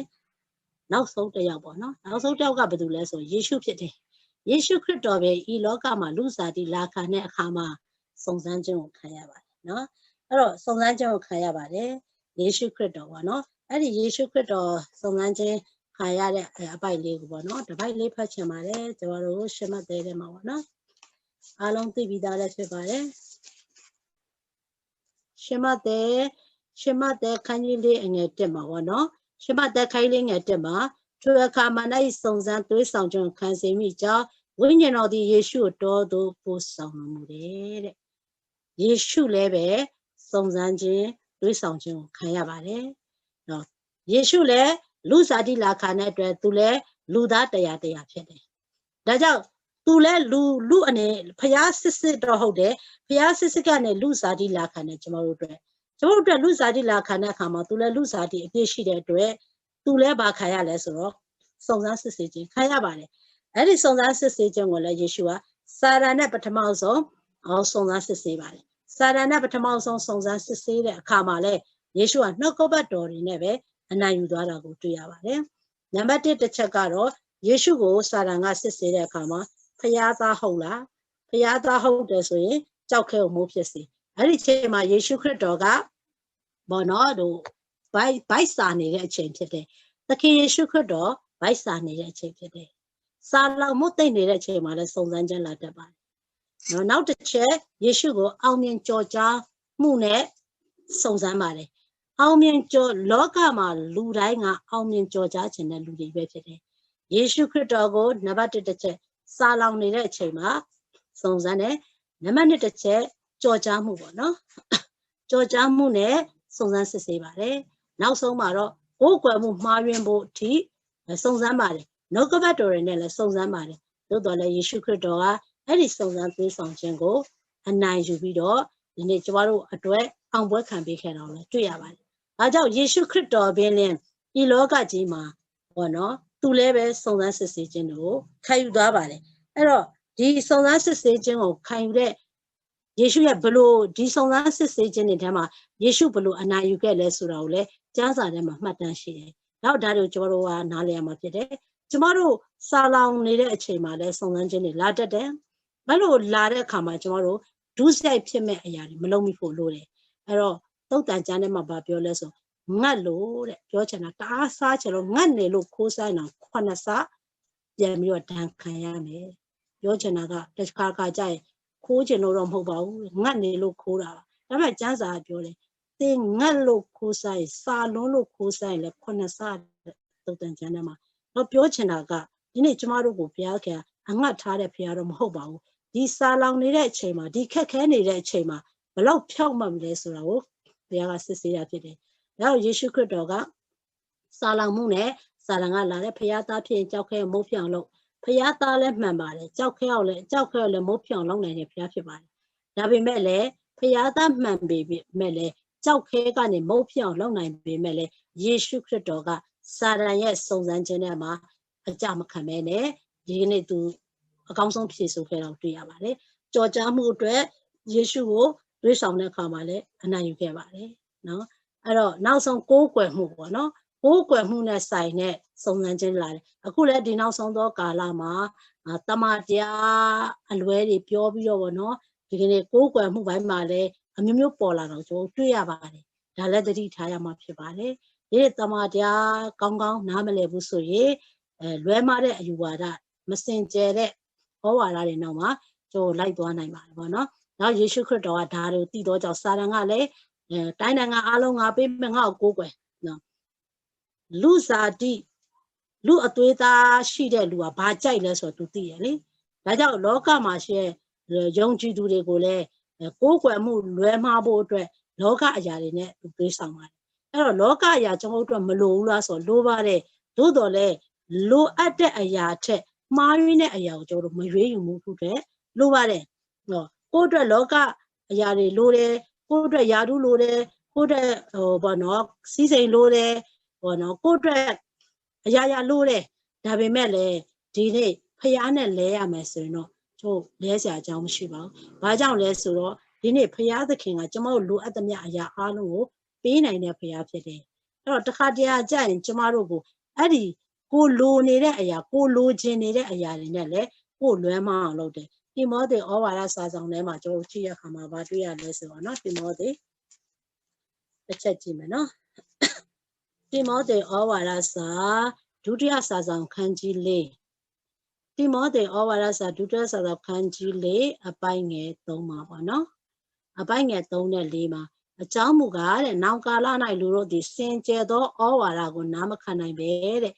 ရားတတ်သောနားရှိလျင်မိမိတက်မှတ်ခြင်းအတိုင်းများပြားသောဆရာတို့နောက်သို့လိုက်ကြလိမ့်မည်တမာတရားကိုနားမထောင်ပဲဒဏ္ဍာရီစကားကိုနားထောင်၍လွဲသွားကြလိမ့်မည်တဲ့နော်ရားတတ်တဲ့နားရှိတဲ့တက်မှတ်တဲ့စိတ်ရှိတဲ့အတိုင်းများစွာသောဆရာနှောင်လိုက်မယ်ပြီးတဲ့အခါမှာတမာတရားကိုနားမထောင်တော့ဘူးတဲ့ဒဏ္ဍာရီစကားပဲနားထောင်တော့မယ်နော်လူတွေကနောက်ကပတ်တော်အစ်စ်ဆိုရင်မကြိုက်တော့ဘူးဒဏ္ဍာရီစကားအဲ့လိုမျိုးပေါ့နော်ဒဏ္ဍာရီဆန်တဲ့အရာတွေပုံပြင်ဆန်တဲ့အရာတွေပဲကြိုက်ကြတယ်အဲ့တော့ဒီကနေ့နောက်ဆုံးသောဒီကာလမှာဖြစ်မယ်ဆိုတဲ့အတိုင်းပဲဖြစ်နေပါပြီအဲ့တော့ကိုယ်ကွယ်မှုလွဲမှားဖို့ဒီနေ့ကျမတို့ရားတက်တဲ့နားရှိတဲ့လူတက်မဲ့စိတ်ရှိတဲ့လူတွေကကိုယ်ကွယ်နေတဲ့ဖရားကိုဆွဲကင်တဲ့တမာတရားမှန်ပေမဲ့ဒီနေ့တက်မဲ့စိတ်ကြောင့်ဒီနေ့အမှားနောက်ကိုလိုက်သွားတတ်တယ်အဲ့ဒီရားတက်တဲ့နားကြောင့်ဩဝါဒအလွဲတွေနောက်ကိုကျွန်တော်လိုက်သွားတတ်ပါတယ်နောက်ဒီနေ့ကျမ်းစာပြောတယ်တမာတရားကိုနားမထောင်ပဲဒဏ္ဍာရီစကားကိုနားထောင်လွဲသွားကြ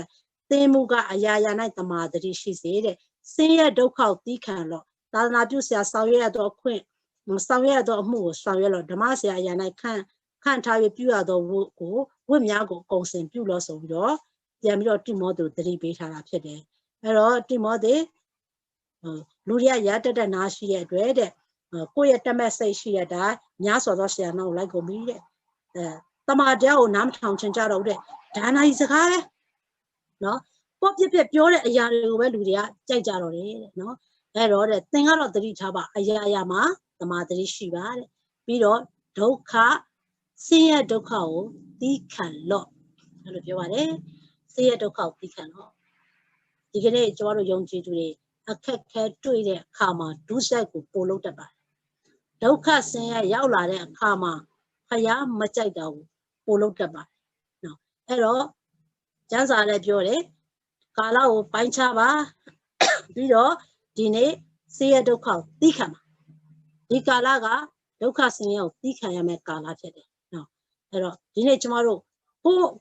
တော့သီးမခံနိုင်ဘူးပေါ့နော်ဖယားနဲ့သီးခံဖို့ဖြစ်တယ်အဲ့တော့ဟိုတနေ့ကကျွန်မဒီမွေးနေ့ဆူတောင်းခေါ်တော့သွားတဲ့အခါမှာမိသားစုတွေကျွန်မဆူတောင်းခံချက်တင်ခိုင်းတယ်မိသားစုတွေမှာဗာဆူတောင်းခံချက်ရှိလဲလို့ကျွန်တော်မေးတဲ့အခါမှာအိမ်တော်မိသားစုကပြောပါတယ်သူတို့မိသားစုမှာတဲ့ဘာရှားပါနေလဲဆိုမေတ္တာရှားပါနေတယ်နော်တယောက်နဲ့တယောက်မေတ္တာမထားနိုင်ဒါခရိယအိမ်တော်နော်သူတို့မိသားစုမှာတဲ့မေတ္တာတယောက်နဲ့တယောက်မေတ္တာထားနိုင်ဖို့ဆူတောင်းပေးပါတဲ့အတတ်နိုင်ဆုံးတော့တဲ့ဟိုပေါ့နော်သူလည်းပဲမေတ္တာတော့ထားပါတယ်ဒါပေမဲ့တစ်ခါတရံကြရင်အဲ့မေတ္တာပြက်သွားတယ်ပေါ့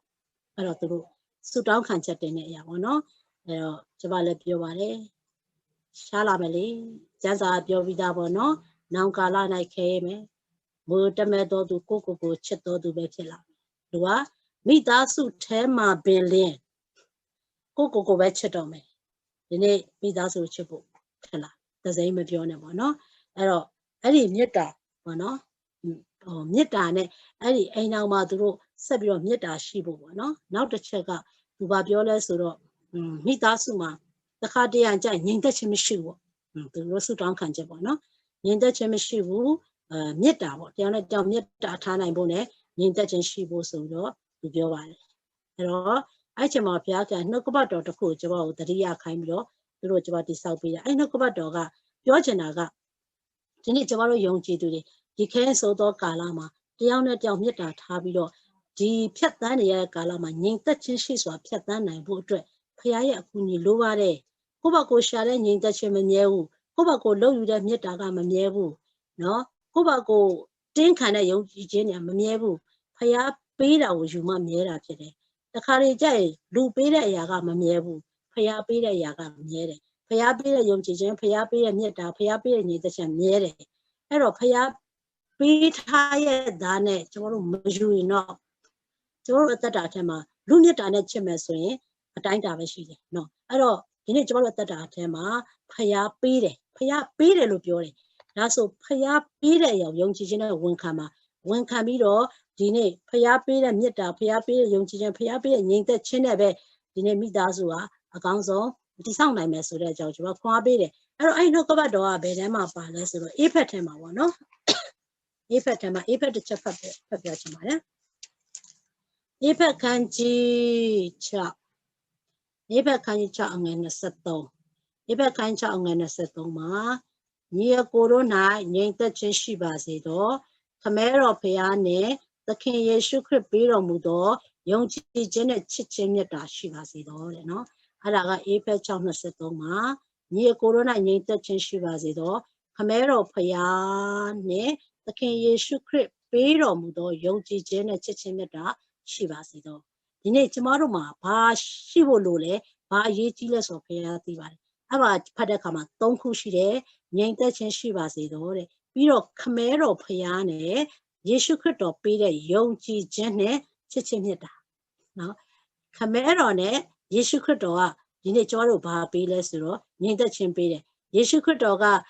ယောဟန်ခန်းကြီး14အငယ်20ခုမှာငါသည်တဲ့ငြိမ်သက်ခြင်းပေးခဲ့ပြီသင်တို့၌ငါငြိမ်သက်ခြင်းထားခဲ့ပြီနော်လောက၌စိုးရင်ခြင်းမရှိဘူးပေါ့နော်ငြိမ်သက်ခြင်းထားခဲ့ပေးတယ်ပေးခဲ့တယ်လို့ပြောတယ်လောကီသားတို့ပေးတဲ့ကဲတော့ငါပေးသည်မဟုတ်ဆိုပြီးတော့ပြောထားတာရှိတယ်အဲ့တော့ယေရှုခရစ်တော်ကလည်းငြိမ်သက်ခြင်းပေးထားတယ်အဲ့တော့ဒီမှာဘာပြောလဲဆိုတော့ယေရှုခရစ်တော်ခမဲငါတို့ခမဲတော်ဖရာနဲ့သခင်ယေရှုခရစ်ပေးတော်မူသောယုံကြည်ခြင်းနဲ့ချစ်ခြင်းမြတ်တာအဲ့တော့ဒီခဲဆိုသောကာလမှာဒုက္ခဆင်းရဲကိုသိခံပြီးတော့အိမ်တော်မှာပဲဖြစ်ဖြစ်အသင်းတော်မှာပဲဖြစ်ဖြစ်ယုံကြည်ခြင်းနဲ့ချစ်ခြင်းမြတ်တာနဲ့ငြိမ်သက်ခြင်းခံစားပြီးတော့ဖြတ်ကျော်ဖို့အလို့ငါဖရာပေးထားပြီးသားအဲ့တော့ဖရာပေးထားတယ်လို့ပြောရင်ကိုကလက်ခံဖို့ပဲလိုတယ်ပေါ့နော်အဲ့တော့ကျွန်မတို့ပြောပြတယ်ဒါကြောင့်မလို့ခမဲတော်နဲ့သားတော်ယေရှုခရစ်တော်ပေးတဲ့ငြိမ်သက်ခြင်းနဲ့ချစ်ခြင်းမြတ်တာနဲ့ယုံကြည်ခြင်းဒ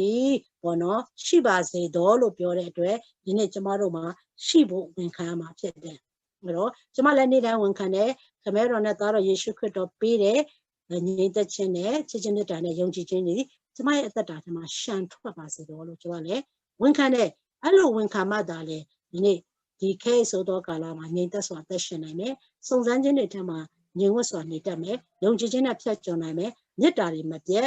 ဘာဖြစ်လဲဖြတ်ကျော်နိုင်မှာဖြစ်တယ်အဲ့တော့ယုံကြည်သူတွေကိုဘုရားသခင်စစ်ဆေးလာတဲ့အခါမှာယုံကြည်သူတွေဘာပြတ်သွားလဲဆိုယုံကြည်ခြင်းတွေပြတ်သွားတယ်မေတ္တာတွေပြတ်သွားတယ်ငြိမ်သက်ခြင်းတွေပျောက်သွားတယ်နောက်ဒီနေ့ကျွန်တော်တို့ကိုဘုရားကစုံစမ်းစစ်ဆေးတဲ့အခါမှာယုံကြည်ခြင်းတွေမပြတ်သွားဖို့မေတ္တာတွေမပြတ်သွားဖို့ငြိမ်သက်ခြင်းတွေမပျောက်သွားဖို့လို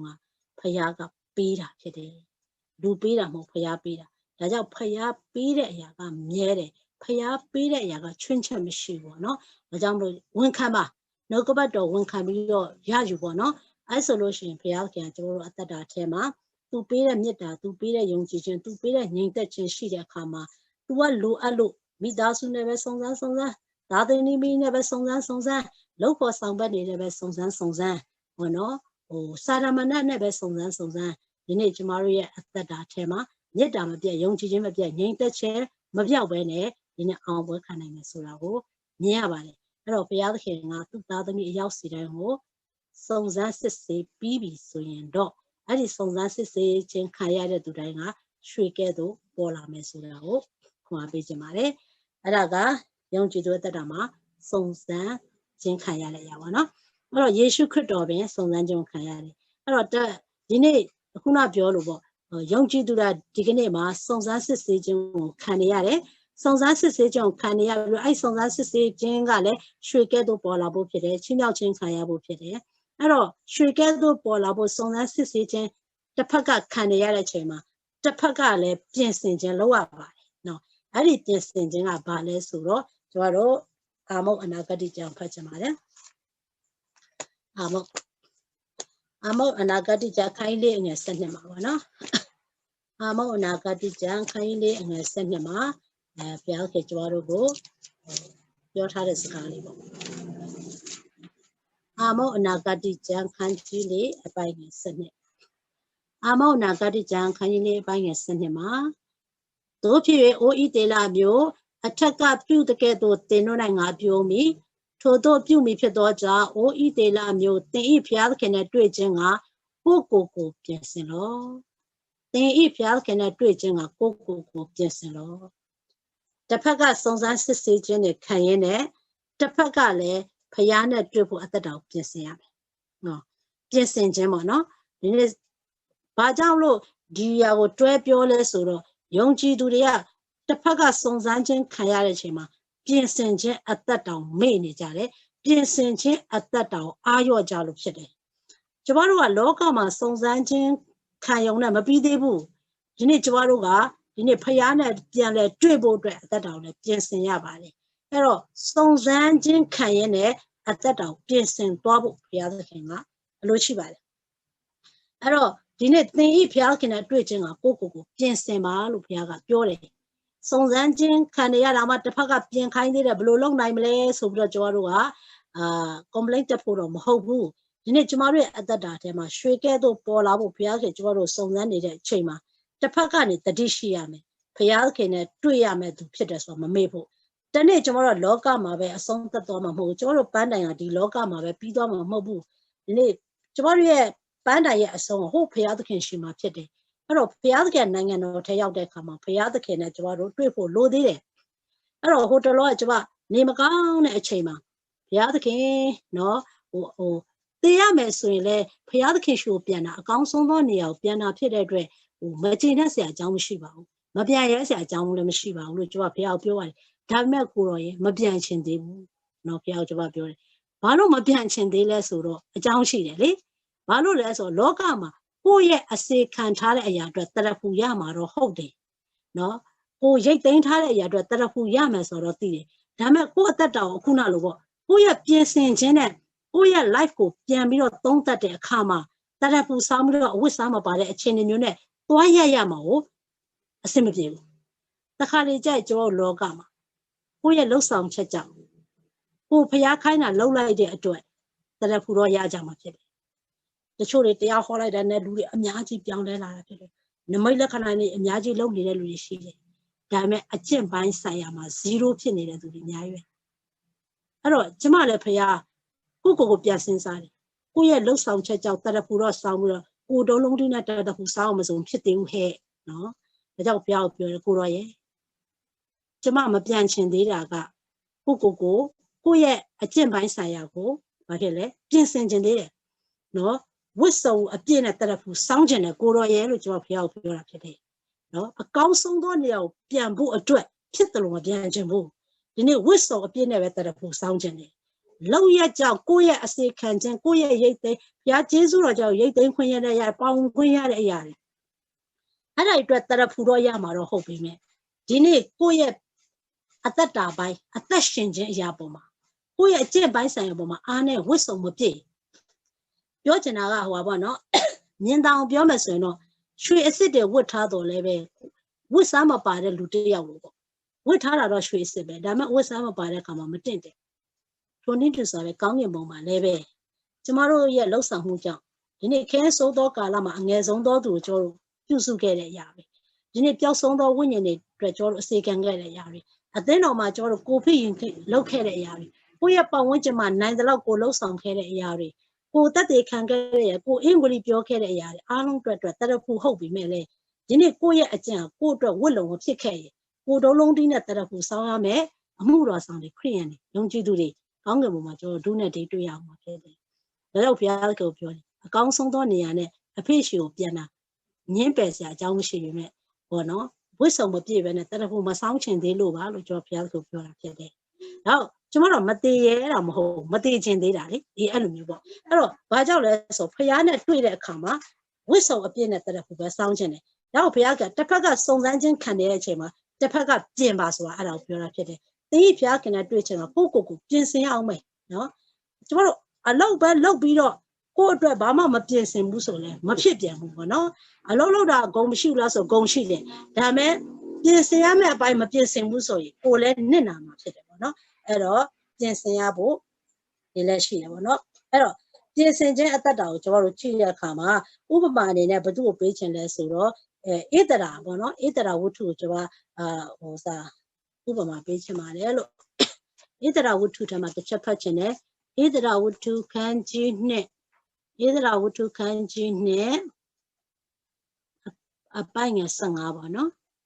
ဧတရာဝတ္ထုခန်းနဲ့အပိုင်းငယ်15မှာမိမိသမီးကဲ့သို့မော်ဒကဲမွေးမြူသောဗထွေအဘိကဲလသမီးဧတရာသည်အလှဲ့သိမ့်၍ရှင်ပြန်ထံသို့ဝင်ရသောအခါနန်းတော်မိမဆိုးအပြူတော်အုပ်ဟေကဲစင်သောအရာမှတပါအဘယ်အရာကိုမျှမတောင်းတဲ့ဧတရာကိုတွေ့မြင်သမျှသောသူတို့သည်ချစ်တတ်ကြ၏ဧတရာရဲ့ပြင်ဆင်ခြင်းပေါ့သူလည်းပဲဘယင်အာရွှေရုနဲ့မတွေ့ခင်ဒီဘက်မှာပြင်ဆင်ရတယ်ဘယင်အာရွှေရုနဲ့တွေ့စိတ်တော်နဲ့တွေ့ပြီးတော့တော်ကောက်ခြင်းခံရဖို့မိဖုရားအဖြစ်ချီးမြှောက်ခြင်းခံရဖို့အတွက်ဒီနေ့သူတို့ဖြစ်တယ်လို့နေလို့မရဒီဘက်ကနေသူတို့ပြင်ဆင်ရတယ်သူတို့ဘယ်သူကပြင်ဆင်ပေးလဲဆိုတော့တဲ့မိဖုရားဥစ္စာပေါ့နော်အပြိုတော်ဟေဂဲကပြင်ဆင်ပေးရနန်းတော်အုပ်မင်းမဆိုးအပြိုတော်အုပ်ဟေဂဲကစီရင်ပေးရတာဒါပေမဲ့အခွင့်အရေးပါရှိလဲဆိုတော့ပေါ့နော်ဒီကျမတို့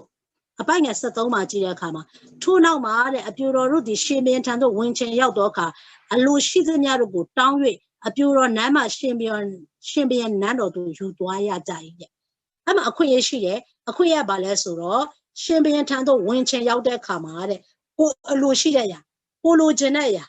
ကိုစန္ဒရှိတဲ့အရာတောင်းလို့ရတယ်အဲ့ဒါကိုတဲ့တောင်းပြီးတော့ပေါ့နော်အလိုရှိသမျှကိုတောင်းပြီးတော့အပြိုတော်နန်းကနေဘရင်နန်းတော်သူသွားရတယ်ဟုတ်နော်သူတို့နေတဲ့အဆောင်ကနေဘရင်အဆောင်ကိုကူးဖို့အတွက်အဲ့ဒီအဆောင်ကိုသွားဖို့အတွက်လိုချင်တာတောင်းပြီးတော့သွားလို့ရတယ်အဲ့ခွင့်ရရှိတယ်တဲ့ဒါပေမဲ့ခုနကျွန်တော်တို့ဖတ်တဲ့အပိုင်ငယ် sorry အပိုင်ငယ်15ကိုရောက်တဲ့အခါမှာဧတရာကသူအလိုရှိတဲ့အရာကိုမတောင်းဘဲနဲ့သူနဲ့တော်လော်ပြီးတော့သူ့အတွက်အကောင်းဆုံးဖြစ်မဲ့အရာကိုဟေဂဲကလှုပ်ပေးတတ်တယ်ဆိုတော့သူသိတဲ့အတွက်ဟေဂဲစီရင်ပေးသောအရာမှတပါဘယ်အရာမှမတောင်းဘူးနော်အခွင့်အရေးရှိရနော်တောင်းဖို့အခွင့်အရေးရှိတယ်ဒါပေမဲ့မတောင်းဘူးတောင်းဖို့အခွင့်အရေးရှိတော့လဲမတောင်းမဲနဲ့အဲ့ဒီသူ့အကောင်းဆုံးစီစဉ်ပေးတယ်အပြိုတော်အုပ်ဟေဂဲရဲ့စီစဉ်ပေးတဲ့အတိုင်းပဲပြင်ဆင်ပြီးတော့သူရှင်ဘရင်ရဲ့နန်းတော်ကိုဝင်တာဖြစ်တယ်ဒါပေမဲ့ထူးခြားတာပါလဲဆိုတော့ရှင်ဘရင်နန်းတော်တို့မဝင်ခင်မှာတဲ့ဧတရာကိုတွေ့မြင်သမျှတော့သူတို့ချစ်တတ်ကြရှင်ဘရင်နဲ့မတွေ့ခင်မှာသူနဲ့ချီတွေ့တဲ့သူ့ကိုတွေ့သမျှလူကချစ်တတ်တယ်ဒီနေ့ကျွန်တော်တို့လောကမှာယုံကြည်သူတွေအသက်ရှင်တဲ့အခါမှာဖယားသခင်နဲ့ပြန်တွေ့ရမှာဖြစ်တယ်။ခေါင်းငယ်ရွှေပြီးသွားပြီးထာဝရဘုရားနဲ့တွေ့ရမှာ။ဒါပေမဲ့ထာဝရဘုရားနဲ့မတွေ့ခင်မှာလောကမှာကိုယ့်ကိုတွေ့တဲ့သူကချီးမွမ်းခြင်းခံရဖို့လဲလိုတယ်။သူများချီးမွမ်းအောင်တမင်တက်လုပ်ဖို့တော့မဟုတ်ဘူး။ကိုယ့်ရဲ့ဒီကနေ့ပဂတိအသက်ရှင်ခြင်းကသူများချီးမွမ်းစရာအကြောင်းဖြစ်ရမှာဖြစ်တယ်။အဲ့တော့ဧတရာကတဲ့သူ့ရှင်ဘရင်အောင်သူ့မတွေ့သေးဘူး။ရှင်ဘရင်ထံတော်မဝင်ရသေးဘူး။သို့တော်လည်းတဲ့သူ့ကိုတွေ့သမျှသောသူတို့ချစ်တတ်ကြတယ်အဲ့ဒါကဘာလဲဆိုတော့သူဒီသူ့ရဲ့စိတ်တိုင်းကြဘယ်အရာမှမတောင်းမဲနဲ့သူ့အတွက်အကောင်းဆုံးကိုလုပ်ပေးတဲ့ဒီအပြိုတော်ဟေဂဲပေါ့နော်ဒီပညာရှင်တယောက်ရဲ့ပြင်ဆင်ပေးမှုသူနာခံတယ်ဝန်ခံတယ်အဲ့ဒီစီစဉ်ပေါ်မှာသူသွားတဲ့အခါမှာဘယင်အောင်မှမတွေ့ရသူတွေ့တဲ့လူတိုင်းကသူ့ဘာဖြစ်လဲချစ်ခင်တတ်ကြတယ်ချီးမွမ်းနေကြနောက်ကျမတို့လည်းဖះအဖေရှိမပြန်ခင်မှာလောကမှာကိုယ်တွေ့သမျှလူတွေကနှာခေါင်းရှုပ်ဖို့မဟုတ်ဘူးလေနော်ကိုယ်တွေ့သမျှလူတို့ကကိုယ်ဟိုပေါ့နော်ဒီကနေ့ဖះနာမရှုံချစတဲ့စကားတွေကိုယ်အသက်တာမှာ မတွေ့မြင်ဖို့လို့ပြင်ဆင်ထားရပါတယ်အဲ့ပြင်ဆင်ခြင်းဟာအဖေနဲ့တွေ့ရခါမှာလဲအစဉ်ပြေမှာဖြစ်တယ်လို့လောကမှာလဲလောကီသားတွေကျွန်တော်တို့ကြည့်တဲ့အခါမှာမင်္ဂလာရှိမှာဖြစ်တယ်အဲ့တော့ဘုရားခင်နဲ့တွေ့ဖို့ပြင်ဆင်ခြင်းဟာဘာအကျိုးသက်ရောက်မှုရှိလဲဆိုတော့ဘုရားခင်ရှေ့ရောက်တဲ့အခါမှာဝိဆောင်ပြည့်တဲ့တရဖို့စောင်းရုံတံမကပဲနဲ့လောကမှာလည်းမြင်တွေ့တော်သူတိုင်းတို့ကချီးမွမ်းစရာအကြောင်းဖြစ်မှာဖြစ်တယ်ဒါကြောင့်ယောမဩဝါဒစာမှာပြောလဲဆိုတော့ဘုရားခင်နှစ်သက်ပွဲလူတို့ချီးမွမ်းပွဲဖြစ်ဖို့လိုတယ်တဲ့ဘုရားဘက်ကကြည့်နှစ်သက်ပြီးတော့လူတွေဘက်ကကြည့်ချီးမွမ်းစရာအကြောင်းပါနော်အခုခဲဆိုသောကာလမှာဒီနေ့လူတွေကဖြစ်တယ်လို့အသက်ရှင်လူတွေလို့ပြောတဲ့အခါမှာယုံကြည်သူတွေကဖြစ်တယ်လို့အသက်ရှင်တဲ့အခါမှာချီးမွမ်းစရာစကားကရွှေထက်ရှားတယ်ပေါ့နော်အရင်ယတနာထက်ရှားနေတာကိုတွေ့ရတယ်အဲ့တော့ဒီနေ့ကျွန်တော်တို့ဒီကာလမှာပြင်ဆင်ခြင်းအသက်တာလည်းအရေးကြီးကြည့်ပါလေကိုယ့်ရဲ့ပြင်ဆင်ခြင်းကိုယ့်သဘောနဲ့မဟုတ်ဘူးဗာလဲဧဒရာကသူ့ရဲ့လှပမှုအတွက်သူ့ကိုပြင်ဆင်ပေးမယ်ဟေဂဲရဲ့လှုပ်ဆောင်ချက်ကိုသူဝန်ခံတယ်လို့ဒီနေ့ကျမတို့လည်းတန်ရှင်းသောဝိညာဉ်တော်ကနှုတ်ကပတ်တော်နဲ့ကျမတို့ပြုပြင်ပေးနေတဲ့အရာဝန်ခံဖို့ဖြစ်တယ်နော်နှုတ်ကပတ်တော်နဲ့ကျမတို့ကိုဝိညာဉ်တော်ကပြင်ပေးနေပါတယ်ပေါ့နော်အဲ့ဒါလေးကိုလည်းကျမတို့သိရမှာဖြစ်တယ်လုကာခန်းကြီး7အငယ်40ကိုလည်းဖတ်ချင်ပါတယ်လုကာခန်းကြီး7အငယ်40မှာပေါ့နော်ရှင်လုကာခန်းကြီး7အငယ်40မှာထို့ကြောင့်သင်တို့သည်ပြင်ဆင်လျက်နေကြတော့အကြောင်းမူကားသင်တို့မထင်မမှတ်သောအချိန်၌လူသားသည်ကြွလာလိမ့်မည်ဟုမိန့်တော်မူ၏ထို့ကြောင့်သင်တို့သည်ပြင်ဆင်လျက်နေကြတော့အကြောင်းမူကားသင်တို့မထင်မမှတ်သောအချိန်၌လူသားသည်ကြွလာလိမ့်မည်ဟုမိန့်တော်မူ၏တဲ့နော်အဲ့တော့ပြင်ဆင်ပါတဲ့ကျမတို့ပြင်ဆင်ပြီးတော့နေပါတဲ့မထင်မှတ်တဲ့အချိန်မှာလူသားဖြစ်တဲ့ယေရှုကြွလာမယ်ဒါကြောင့်မလို့လောကမှာကိုယ့်ရဲ့အသက်တာဟာဖျားခေတာ၍သုံးလို့ရတဲ့သူဖြစ်ဖို့ရွှေကဲ့သို့ပေါ်လာတဲ့ lifestyle လေးတွေဖြစ်ဖို့စုံစမ်းခြင်းတွေကိုလည်းကြော်ဖြတ်ရပါတယ်အဲ့ဒီစုံစမ်းခြင်းတွေနဲ့ဖျားစစ်ဆေးကြုံခံရင်းနဲ့လေဒီနေ့ကျမတို့ကယ်တင်သွားတဲ့ယေရှုခရစ်တော်ပြန်လာပြီးခေါ်တော့မှာဖြစ်တဲ့အတွက်ပြင်ဆင်ပြီးတော့လည်းစောင့်လာဖြစ်တယ်အဲ့ဒီပြင်ဆင်ခြင်းမှာကျမတို့ကနမောနမဲ့ကိုယ့်သဘောနဲ့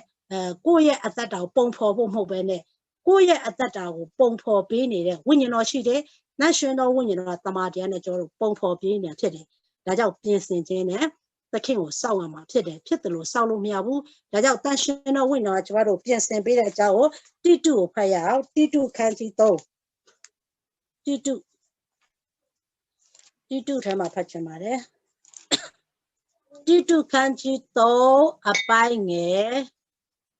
9ပေါ့နော်။တိတုခန်းကြီး3အပိုင်းငယ်9မှာဘာတွေ့ရလဲဆိုတော့ငါတို့ကျင့်သောဖြောင့်မတ်ခြင်းအကျင့်အားဖြင့်မဟုတ်ပဲမိမိတနာခြင်းကုဏတော်နှင့်အညီဒုတိယမွေးခြင်းနဲ့ဆိုင်သောစေကြောခြင်းအားဖြင့်၎င်းတန်ရှင်သောဝိညာဉ်တော်၏အသစ်ပြုပြင်ခြင်းအားဖြင့်၎င်းငါတို့ကိုကယ်တင်တော်မူ၏တဲ့အမှတန်ရှင်သောဝိညာဉ်တော်၏အသစ်ပြုပြင်ခြင်းအားဖြင့်၎င်းတွေ့ရတယ်အောက်ဆုံးပိုက်လေးမှာပေါ့နော်တန်ရှင်သောဝိညာဉ်တော်အားဖြင့်နော်တန်ရှင်သောဝိညာဉ်တော်အားဖြင့်ဒီနေ့တန်ရှင်သောဝိညာဉ်တော်ဤအသစ်ပြုပြင်ခြင်းတန်ရှင်သောဝိညာဉ်တော်ဤအသစ်ပြုပြင်ခြင်းကိုကျွန်တော်တို့ခံရတယ်တန်ရှင်သောဝိညာဉ်တော်ပြင်အခုကတန်ရှင်သောဝိညာဉ်တော်အလုံးလုံးနေတဲ့အချိန်ကာလဖြစ်တယ်တန်ရှင်သောဝိညာဉ်တော်ကတမန်တရားနဲ့ကျွန်တော်တို့ကိုပြင်ပေးနေတယ်အဲ့ဒီပြင်ပေးနေတာကိုကျွန်တော်တို့ကအပြင်ခံဖို့လိုတယ်အပြင်ခံနာခံခြင်းနဲ့နှိမ့်ချခြင်းနဲ့အပြင်ခံမယ်ဆိုရင်ဒီနေ့ကျွန်တော်တို့ပြင်ဆင်ခြင်းဟာသခင်ပြန်လာတော့တွေ့ရတဲ့အားရစရာကောင်းပါဘောနော်ဒါကြောင့်ဧတရာရဲ့ပြင်ဆင်မှုဟာအရန်ကျင့်တတ်စရာကောင်းတယ်ဟေဂဲပြင်ဆင်ပေးတဲ့အတိုင်းသူ့အလိုရှိတဲ့အရာသူမတောင်းပါနော်သူ့မှာတောင်းပိုင်ခွင့်ရှိတယ်သူ့မှာအခွင့်အရေးတွေရှိတယ်ဒါပေမဲ့ तू ကတော့ဟေဂဲလုပ်ပေးတဲ့အရာပေါ်မှာကောင်းကောင်းနာခံပြီးတော့အဲ့တိုင်းဘယင်ထံဝင်တယ်ဘယင်ထံမဝင်ခင်မှာလည်းပဲလူတွေရဲ့ချစ်ခင်ခြင်းခံရတယ်လို့အာရွှေကြီးနဲ့တွေ့တဲ့အခါမှာလဲတန်းပြီးတော့ဧဒရာဟာ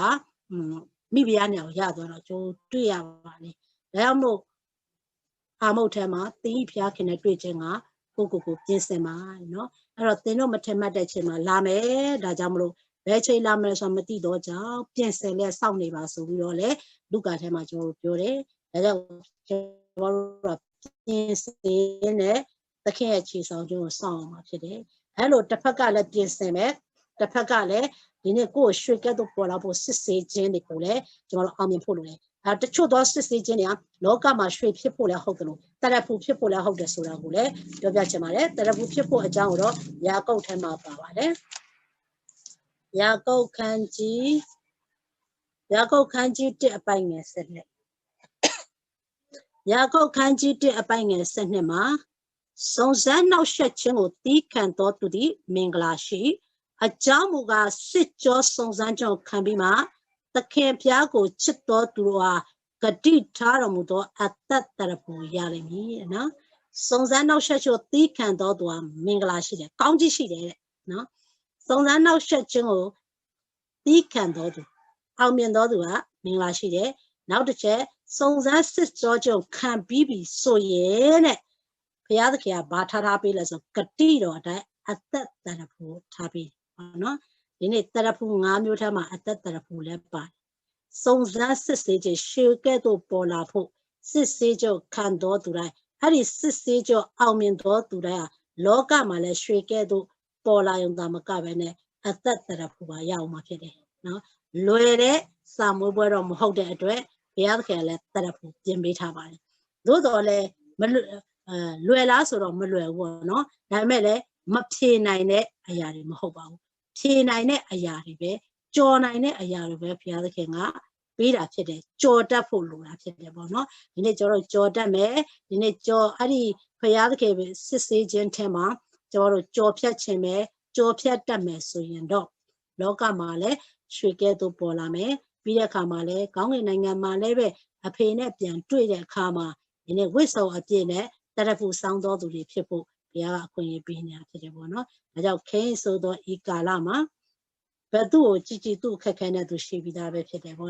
Mapiolo that the Chua Matida Pite, no, the Chua of Piota that do Baka Keles or a Kajani Arti, the Chua Gila Macaca, the Mapiolo, the Chua Poya Kaka, Mapiochen look, Name, Duraima, Payadke, so then Cecilia Yari. She needed no Rajamarogo Kuna Piodoluano, Pia Bane, the case of Galama Joro Bile. And it's also staging a Chamaru Piakan senior, the men that the seniors is Jello, the men that the Manama Jantis is Jello, the men that the Sado Kayos is to Shigado Pola, Bilo Chino Chen Kayameduranga, this just on Zanjendama, Shago Shayavale. Kuna Biorobono, or Dawe and Nico de Tema Leve, Shikato Polabo, a queen yadora Dawe Pede, no. Do a Chani Gorile, a Shidabe, Dame Dawe. Dado, the Kaijai, He Najama Dai Kayadala, He Najama Dai Jomada, the Shua Tente. That's all you know, Jesura Chimama, Naha Paya at two, Menada, Beijing Kayado, Dijoka Kayalube, Chimayama Pede. The Kaijai Jawarua, who Loka and Ninachili, Kauna Yama. Tumiata Kumiana Dashi Lotiana, no? A Kuchaba Bioda the Sona Sage of Kaya Pokuri, Jota to a new good at Tema, to Bekaya. Dawe to a new good at Tema, to Kayara today. Or no? I'll delay Javaria at that Tema, Leve, the Kaja, Koye, Jonchi to Chinama, Mitasu Tema, Vepi, Puave to rotate Poviro, or Bono, a Kake Jonia, look, Nini, Dine, Winyan the Boshi, Jiro Chumayama. Ngani Komona Tema, Ngami Dasu de Tema, Nga Taiwan Tema, Nga Messi Tema, Nga Pawentin Tema, Dine, Bono, Council and yet than a Dilo Pilla, no, Piaca Mago, Shrigato Polabote, a quay bede, a quintu can't Yabalalo, when can't die, say that I am the Macabine. So I did see the Lanjambo Male, named that she's one name, yet I'm at the young Jim nameless Raule, Coabichamale, Tajamlo, Dine, and then on Edagua. Young G do they? The other king, songs and anybody. Songs and it, Kalama, the Pagala, Jinsin Jinsulama, maybe a pain at the Andrea, Pial cannot be under Jinsiame, a pain never drink and Loga Giacogo, Chimasia Jang people longale, Jinsin Tamasi, Minglashi, Sulajango, Wabi Jamare, Dayambo, Dine, Madria, the Mammy Simiane, Jamaya at that tema. Mapina indeed. Songs and Jane was such a young market. The coup being now the who was in the sound market. Mutania မူစေရသမီးတယောက်ကျွန်တော်ဖုန်းဆက်တယ်နော်ဒီကာလကြီးဒီဆိုးတဲ့ကာလပြီးနောက်ထပ်ဘာဆိုးတာနောက်ထပ်ကောင်းတာတော့မလာတော့ဘူးနဲ့တွေ့တယ်နော်လေဆိုးတာပဲထပ်လာမလားမသိဘူးနော်တဲ့သူကပြောတယ်အဲ့တော့ဘာဖြစ်လို့လဲလို့ကျွန်တော်သူ့မေးတဲ့အခါမှာနှုတ်ကပတ်တော်ကြည့်တဲ့အခါမှာယေရှုပြန်လာခံနေရင်တဲ့အကောင်းဖြစ်ဖို့မှမရှိတော့အဆိုးတွေပဲပြောထားတာဟုတ်တဲ့နော်အဲ့ဒါဆိုရင်တော့ချင်းမွားလိုက်ပေါ့သမီးရဲ့နော်ဟိုယေရှုပြန်လာဖို့အတွက်ဖြစ်တဲ့အဆိုးတွေဖြစ်တဲ့အတွက်ငါတို့အတွက်အရှုံးရှိပါဒါပေမဲ့ဒီအဆိုးထဲမှာဘလို့နေရမလဲဆိုတာကိုပဲသင်ယူပါလို့ကျွန်တော်သူပြောလိုက်နော်အဲ့တော့အကောင်းကိုမျှော်လင့်ဖို့မရှိတော့ပါဘူးတဲ့နော်အဲ့ဒါကျွန်မသူ့ခွာပေးတာဩဒီကာလပြီးရင်တော့ဘုရားကငါတို့ကိုအမြဲတမ်းပဲဒီခစ်ပြက်ကြီးထဲမှာမထားဘဲနဲ့ခစ်ကောင်းကိုလည်းပြန်ခံစားခိုင်းအောင်ပါလို့ကျွန်တော်သူ့ခွာပေးတာပေါ့ဒါပေမဲ့သူပြန်ပြောလိုက်တဲ့စကားနောက်ထပ်ကောင်းတဲ့အရာတွေထပ်မလာတော့ဘူးနဲ့တူတယ်နော်တဲ့သူကနော်အဲ့တော့ဘာဖြစ်လို့လဲလို့ကျွန်တော်မေးတော့ယေရှုကသူလာကနေကောင်းတာတွေတခုမှမဖြစ်တော့တာတဲ့နော်အခုဒါဖြစ်ပြီးနောက်ထပ်မကောင်းတာထပ်ဖြစ်အောင်ပါပဲနော်သူကအဲ့လိုမျိုးကျမ်းစာနဲ့သူကပြောလိုက်တဲ့အခါမှာဟုတ်ပါတယ်ဒါပေမဲ့လေ